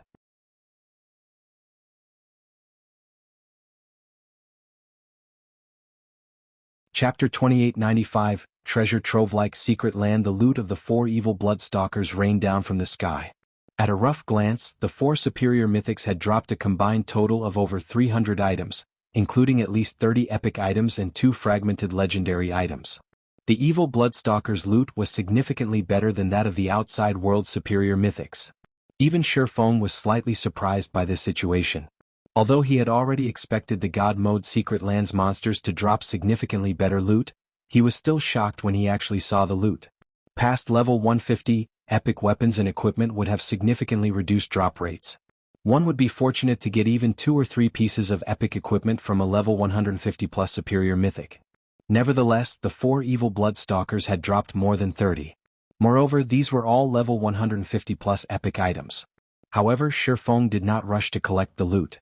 Instead, he joined the others to clear out the evil blood soldiers. Only after fighting for close to an hour did the team finish off the 100 plus evil blood soldiers. Although the deaths of the evil blood soldiers did not raise anyone's level, everyone still saw their experience bar increase by a sizable chunk. Moreover, the total number of epic items the evil blood soldiers dropped was not the slightest bit lower than that of the evil Bloodstalkers. Guild leader, I found some epic weapons and equipment. They can all be used up to level 180. Moreover, one of them is even part of level 180 epic set equipment. Cola said excitedly as he ran up to Feng while waving a plate armor glove in his hand. Feng was slightly surprised when he saw the glove Cola held. The 8-piece level 180 Saint's Heart set? Level 180 epic sets were rare in God's domain, and 8-piece sets were even rarer, rivaling fragmented legendary items. Typically, even the guild leaders of large guilds would have difficulty getting themselves an 8-piece set. However, so long as one completed a set, the basic attributes they received from the set would be only slightly inferior to equipping 8 discrete pieces of fragmented legendary equipment. The set could be used up to level 200 without any problems. It wasn't an exaggeration to call an 8-piece level 180 epic set equipment a graduation set in God's domain. In his previous life, Feng had owned only a 6-piece set of level 180 epic set equipment. An 8-piece set had been something he could only dream of owning. Rather than trying to get an 8-piece set, it had been more realistic to try to obtain 1 or 2 fragmented legendary items. He never thought that these evil blood monsters would drop 8-piece level 180 epic sets. This was definitely a pleasant surprise. A complete set would be the best set equipment available in the current God's domain. It could let an ordinary Tier 4 player gain Tier 5 combat power. Unless a real Tier 5 player appeared, this Tier 4 player would be invincible. Shortly afterward, Yan Tianxing also picked up a part for an 8-piece set of level 180 set equipment. However, this wasn't for the Saint's Heart set but for the Spirit Abyss set, a cloth armor set. Moreover, this wasn't the only piece their team got for that set. Violet Cloud also found one.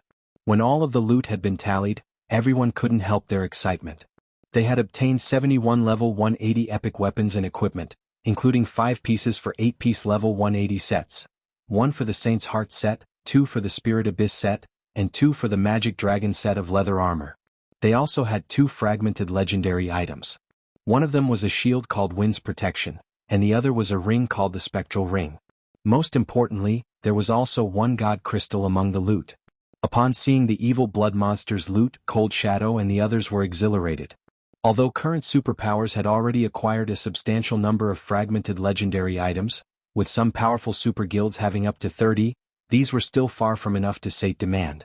With how many experts there were in a superpower, even core executives would be fortunate to obtain 1 fragmented legendary item.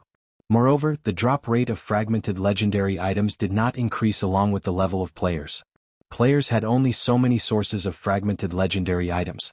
The God Crystal, on the other hand, was crucial for the upgrade of many fragmented legendary items, and practically all superpowers sought to obtain a God Crystal. Unfortunately, nobody knew of any reliable sources of God Crystals. After Feng took a look at the 2 fragmented legendary items, he said, "White Feather will take the Wind's Protection. The Spectral Ring is suitable for assassins, so Fire Dance will take it. The GCPs for these 2 items will be gradually deducted from you 2 afterward. Does anyone have a problem with that?" Upon hearing Feng's decision, White Feather hurriedly tried to reject his offer, saying, "Guild leader Black Flame, I'm just a newcomer. Isn't it inappropriate to let me have this shield?" She would be lying if she said she didn't want the wind's protection. However, fragmented legendary items served as a guild's foundation. They would normally be passed to the most trustworthy members of the guild. Meanwhile, she had joined Zero Wing just recently. If she were to receive a fragmented legendary shield out of the blue, many people within the guild would surely have opinions about it. When White Feather tried to refuse the shield, Fire Dance said, "Little Sister White, you should take it. The guild leader naturally has his reasons for assigning the shield to you. Moreover, it's just a fragmented legendary shield. The other Tier 4 MTs in our team already have one. If you don't use this one, it'll just end up in the warehouse. Rather than let it collect dust, we would be better off increasing our team's combat power." Kola, Yi Wumian, and Turtledove nodded in agreement. Only 4 MTs were participating in this raid, and White Feather was one of them. If she didn't have a fragmented legendary shield, she would be in for a tough time later. Seeing that none of the 3 other MTs objected to Feng's and Fire Dance's words, White Feather decided to accept the shield. Although she didn't voice her feelings, the sense of belonging she felt for Zero Wing increased significantly. She also secretly admired Zero Wing's generosity. Following this, Zero Wing's members continued exploring the evil god's secret land after an hour's rest. The team encountered many ambushes throughout the expedition, with some ambush parties having more than 200 evil blood soldiers. The combat tactics these evil blood monsters employed also became increasingly subtle. Initially, they only blindly charged at Zero Wing's members. Afterward, they began launching sneak attacks and relying on healers in combat. At one point, they even set traps for Feng, incapacitating him for short periods. Fortunately, thanks to Feng's presence, Zero Wing's team never suffered a catastrophic loss. After every battle, the dead were resurrected, and the team's combat power returned to peak condition. The team fought in the evil god's secret land for 4 consecutive days. Apart from logging off to rest and receive updates on the outside world situation, everyone spent the rest of their time exploring the secret land until they reached the inner region. By the time the team arrived in the inner region, everyone was at least level 165 already. Feng had even reached level 167. Their leveling speed was astonishing even for Tier 4 and Tier 5 players. Past level 150, every level up required an astronomical amount of EXP. Tier 4 players would be fortunate if they could gain a level a day. Yet, Zero Wing's members had gained over 10 levels in the past 4 days. However, compared to their levels, what excited everyone more were the weapons and equipment they got. At this point, everyone in the team had already replaced their old items with level 180 epic weapons and equipment. The team had also obtained a total of 45 fragmented legendary items. Read latest chapters at Wuxia World. Even Feng was astonished by this harvest. He never thought that a level 150+ God mode secret land would be such an amazing place. It was no wonder the various superpowers in the past had been so desperate to enter these secret lands.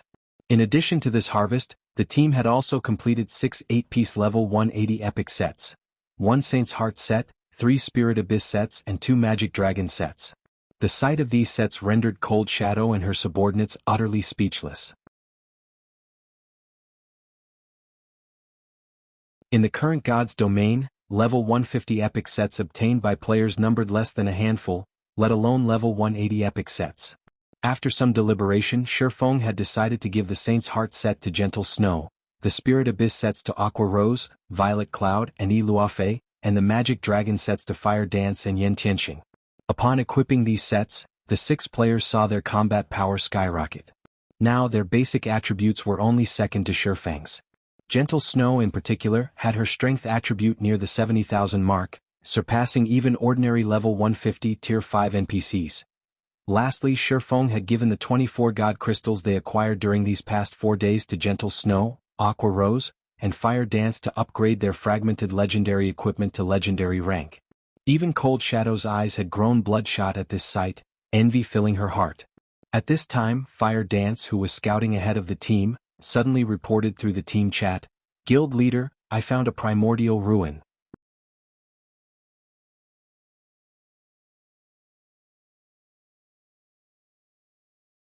Chapter 2896, Primordial Ruin. A primordial ruin? Feng's interest was piqued when he heard the words, primordial ruin. Ruins were commonly found in secret lands, and they could be differentiated into ancient ruins and primordial ruins, depending on their era of creation. Of the two, primordial ruins were much rarer because they predated ancient ruins and the ancient era's residents had already explored and dismantled many of them. Primordial ruins that managed to last until the modern era were as rare as legendary items. Meanwhile, the primordial era was a time when gods flourished and ancient gods still wandered the land. With luck, one might even come across an item left behind by an ancient god inside a primordial ruin. "Where are you?" Feng asked through the team chat. "A canyon stream in the south. There are many evil blood soldiers wandering here, probably more than 3,000.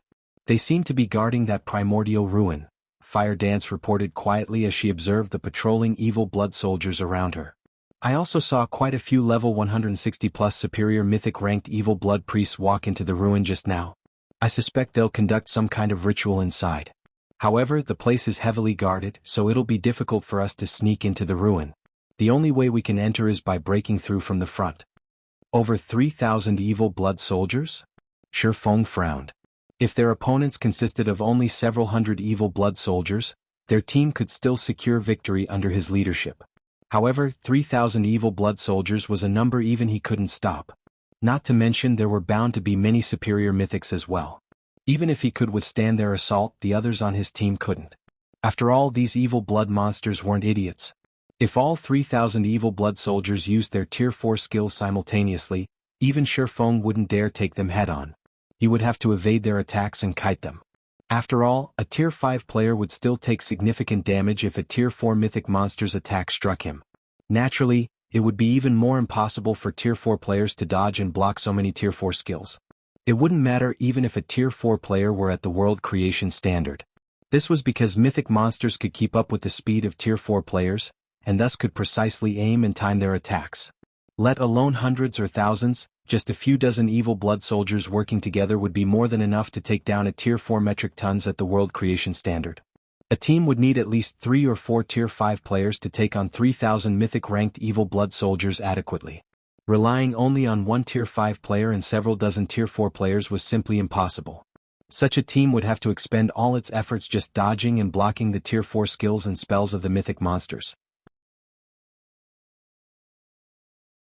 In other words, while Zero Wing's team could defend itself against the army of evil blood monsters, it had no chance of defeating the army. "Guild leader, how about we take them on in batches?" Cold Shadow suggested. "Those soldiers might be numerous but they aren't grouped up closely. It'll take some time for all of them to gather at a single point. We can use this time to kill some of them and retreat once their combatants have gathered. With sufficient repetition, those soldiers are bound to fall." After listening to Cold Shadow's suggestion, Feng shook his head and said, "That is one way to do it.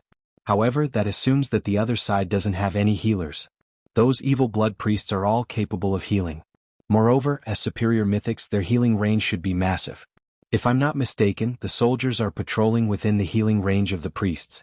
Once we attack the soldiers, the priests will heal the injured soldiers immediately. Unless we can one-shot those soldiers, there is no way we can out-damage a superior mythic's healing." Cold Shadow fell silent at Feng's words. Choosing to kill the evil blood soldiers or the evil blood priests first didn't matter. Neither was a viable option. The evil blood priest's healing capabilities were simply too powerful.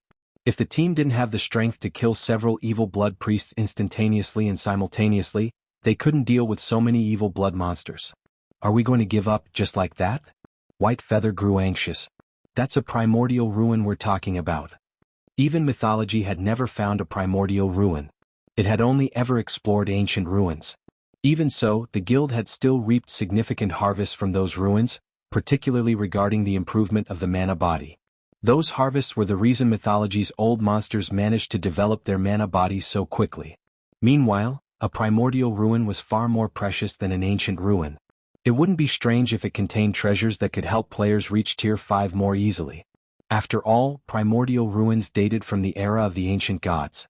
The legacies left behind in these ruins would be far superior to the legacies created during ancient and modern times. "We're not completely out of options." After giving the matter some thought, Feng said, "However, this will be very risky. We might even suffer a team wipe." All secret lands had entrance limits. Depending on a secret land's rank, the entrance limit imposed on players would also differ.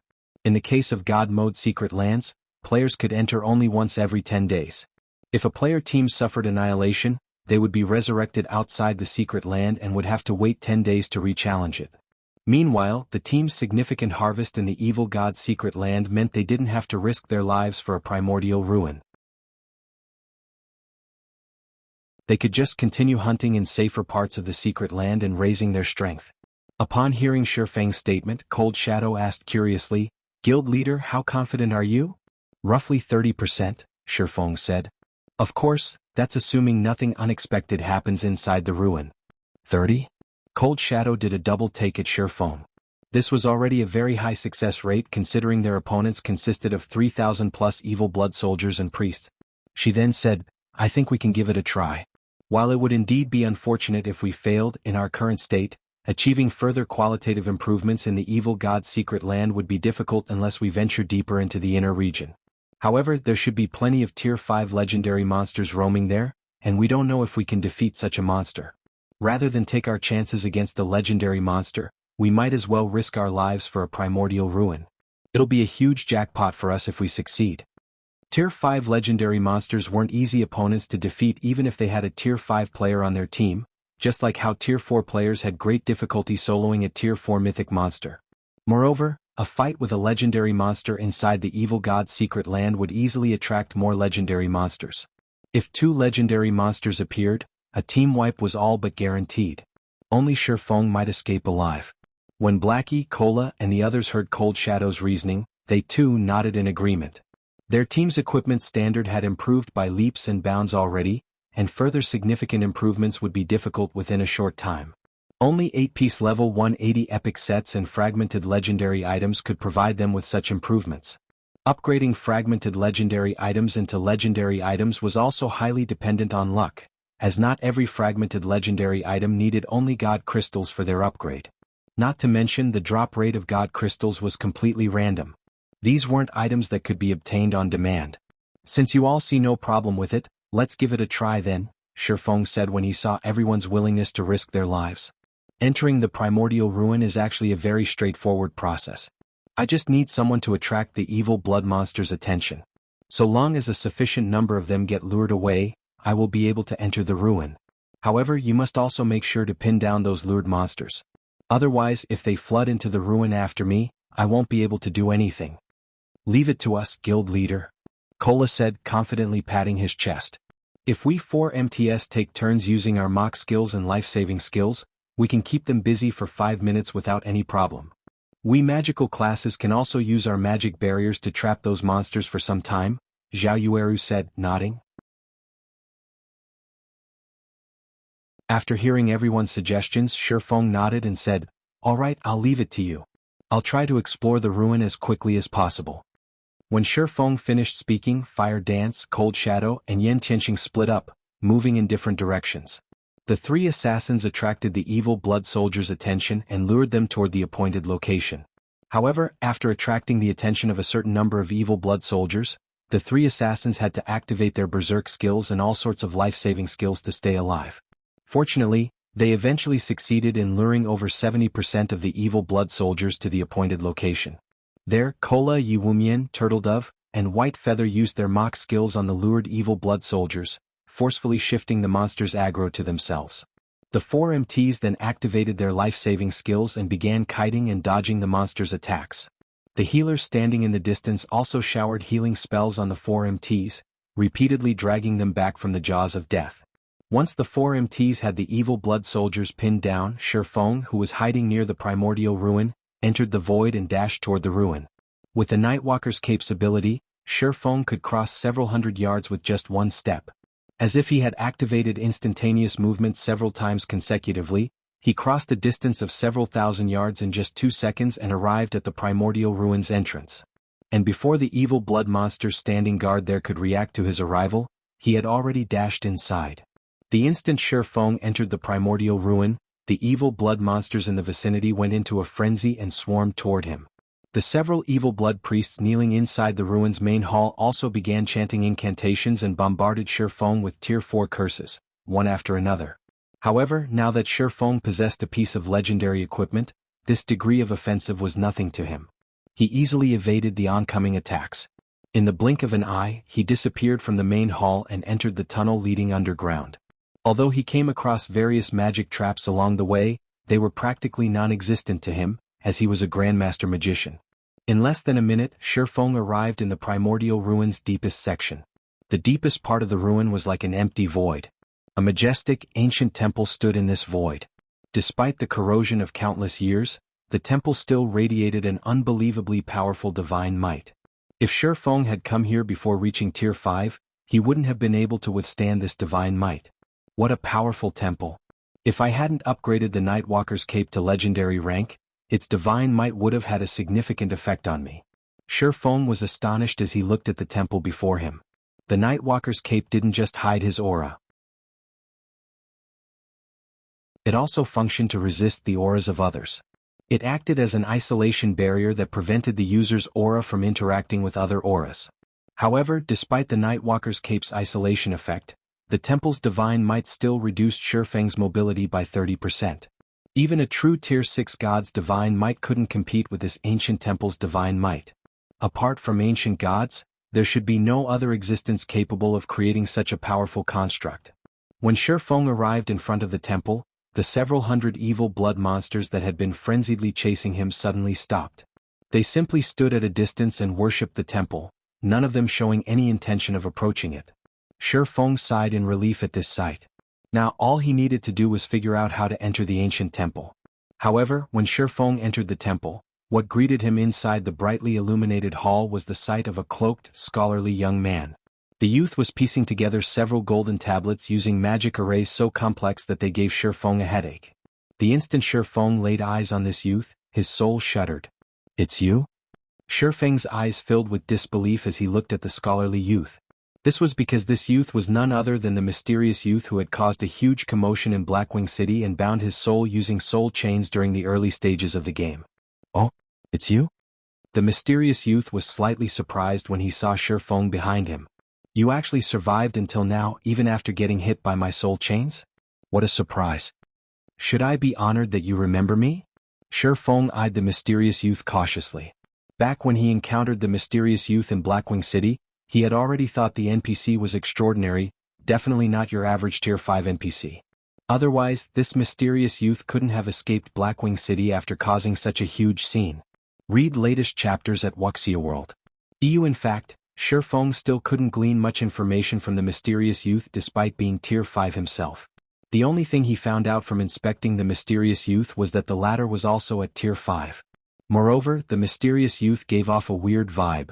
Feng felt an inexplicable fear when standing in the youth's presence. "Not bad. Not only are you blessed by this world but you also managed to get promoted to Tier 5 so quickly. You just barely qualify to become my puppet," the mysterious youth said, a delighted smile appearing on his face as he looked at Feng, like a child who had just found a new toy. "Since you took the initiative to come find me, let me liberate you from your suffering." After saying so, the mysterious youth raised his arm and pointed a finger at Feng. A black ball of mana shot toward Feng. In mid-flight, the ball of mana shattered and enveloped the surrounding space in darkness. Tier 5 Curse Dark Wonderland.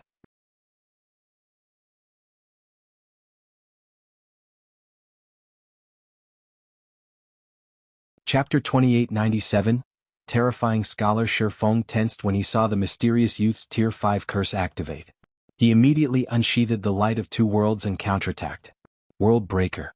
Suddenly, a blinding beam struck at the endless darkness. The two powers entangled for a moment, neither side gaining an advantage over the other until a second later. Boom. Accompanied by an explosion, an intense shockwave sent Feng stumbling 2 steps back. His HP also instantly fell by over 9 million.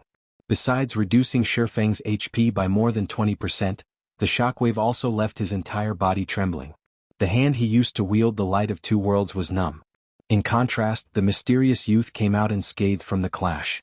He still stood quietly in his original position.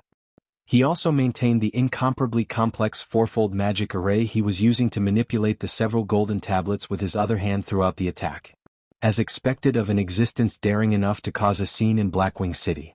He not only cast a Tier 5 curse without chanting but even maintained such a complex magic array while doing so. Feng frowned when he looked at his trembling right arm. This was undoubtedly the most dangerous situation he had ever come across since entering God's domain. Feng had long since known that the mysterious youth was incredibly powerful and that the youth could cast Tier 5 curses without chanting. However, only after facing the youth's Tier 5 curse did he understand just how frightening the mysterious youth B was. /B, if Feng hadn't upgraded the Light of Two Worlds, the Tier 5 curse would have killed him just now.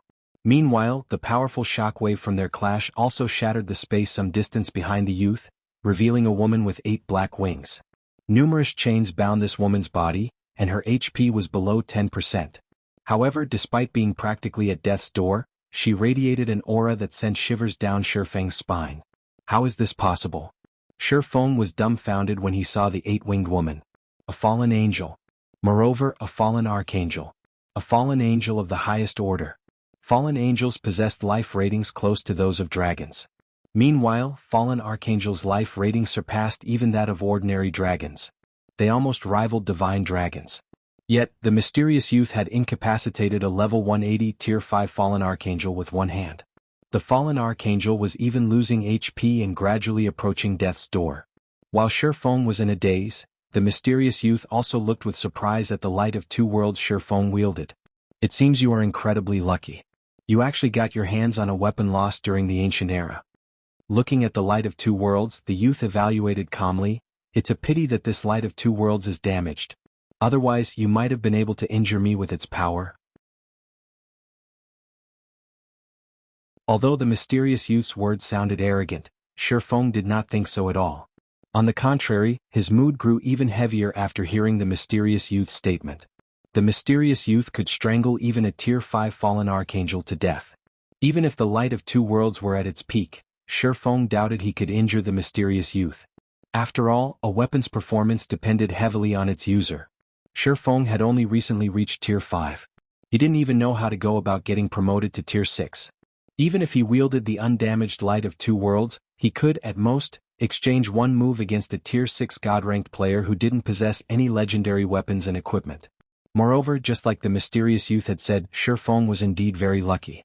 If the mysterious youth weren't focusing a significant portion of his strength on dealing with the fallen archangel guarding the temple's entrance, Feng would have long since died already. However, our little game ends here. I'm busy. I don't have much time to waste on you, so can you please die? The mysterious youth waved his hand in annoyance once more. This time though he also chanted an incantation. Feng sensed the mana around the temple vanishing. Moreover, it wasn't limited to just the mana in this plane of existence.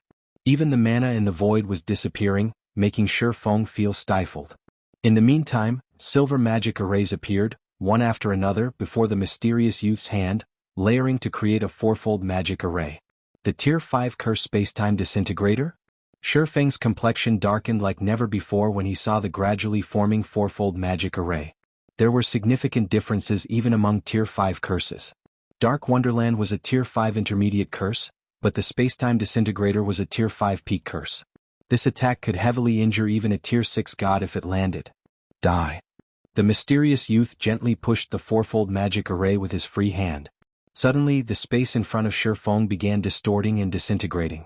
With the Tier 5 curse's speed and AoE, Feng had no way to dodge or escape it in time. Moreover, even a Tier 5 defensive curse wouldn't have the power to stop this attack. Don't even think of killing me so easily. Looking at the oncoming attack, Feng gritted his teeth and took out the greatest trump card in his bag, the Dragon Summoning Flute. He then injected the 3,000 advanced magic cores he had prepared into the flute.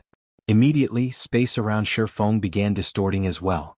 5 gigantic figures flew out of the warp and instantly occupied a significant portion of the space around the ancient temple. Boom. Accompanied by the sound of an explosion, the sight of 5 level 180, Tier 5 dragons entered Feng's eyes. The brief invulnerability Feng received from using the Dragon Summoning Flute had helped him resist the spacetime disintegration, allowing him to survive the ordeal. However, Feng's situation did not change for the better even after the 5 dragons appeared.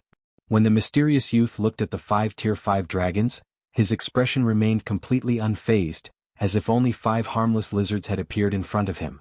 He placed no importance whatsoever on their existence. The scholar? This summoner has found a troublesome opponent for us. B.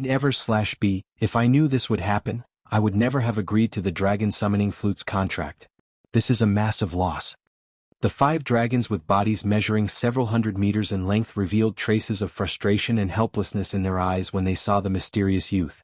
Their voices also carried hints of dissatisfaction directed at Feng.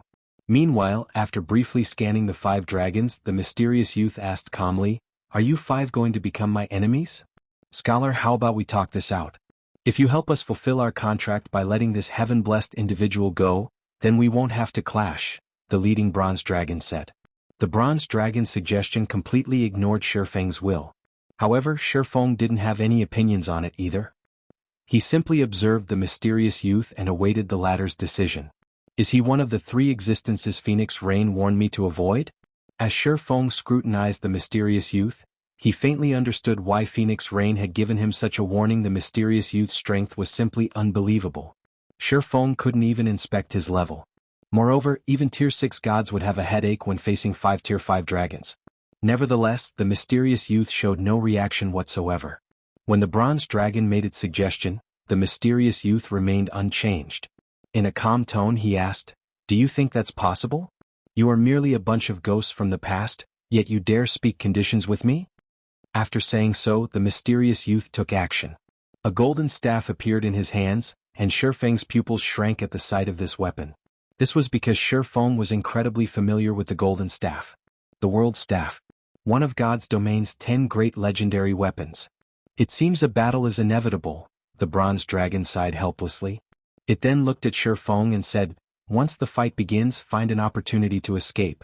The 5 of us can't stop him for long. Outside this secret land, he cannot act without restraint. So long as you get out, he'll have a much more difficult time dealing with you." After the bronze dragon finished speaking, the 4 other dragons unleashed their auras. All 5 dragons were prepared to duke it out with the mysterious youth. Act without restraint. The bronze dragon's words clued Feng in on the mysterious youth's weakness.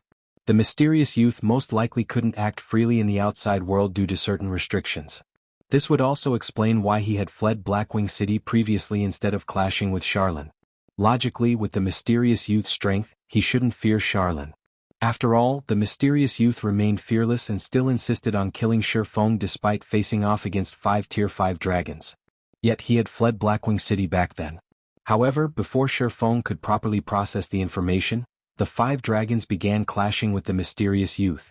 The dragons did not hold anything back, utilizing their breath attacks right off the bat. Meanwhile, the mysterious youth waved his staff. A barrier appeared before him, stopping the breath attacks completely. As a result, the 2 sides entered a stalemate. "You damnable things. If I wasn't occupied with something important here, do you think you 5 little bastards can stand up against me?" The mysterious youth grew dissatisfied when he saw the stalemate. Ignoring the mysterious youth's words, the leading bronze dragon shouted at Feng, "Run now!" Although the 5 dragons had pinned down the mysterious youth with their breath attacks, the mysterious youth's barrier was also steadily advancing toward the dragons. He held a clear advantage over the dragons. "Do I leave?" Feng hesitated as he looked at the mysterious youth and the golden tablets beside him. He had a hunch that if he let the mysterious youth achieve his goal, something very troublesome would happen in the near future. He might even get swept up in this big problem. Despite facing the all-out attacks of 5 Tier 5 dragons, the mysterious youth still split a significant portion of his attention into manipulating the golden tablets to unravel the divine runes wrapped around the fallen archangel. Feng was certain that the fallen archangel had a big secret hidden on her body. Screw it. Gritting his teeth, Feng chose to spend his legacy skill points to learn the Tier 5 legacy skill Returning Blade, the sole Tier 5 berserk skill available to him. Even after players reach Tier 5 in God's domain, the legacy skill points they earn through leveling up wouldn't be enough to learn even one Tier 5 legacy skill. Typically they would still need to accumulate more points through quests.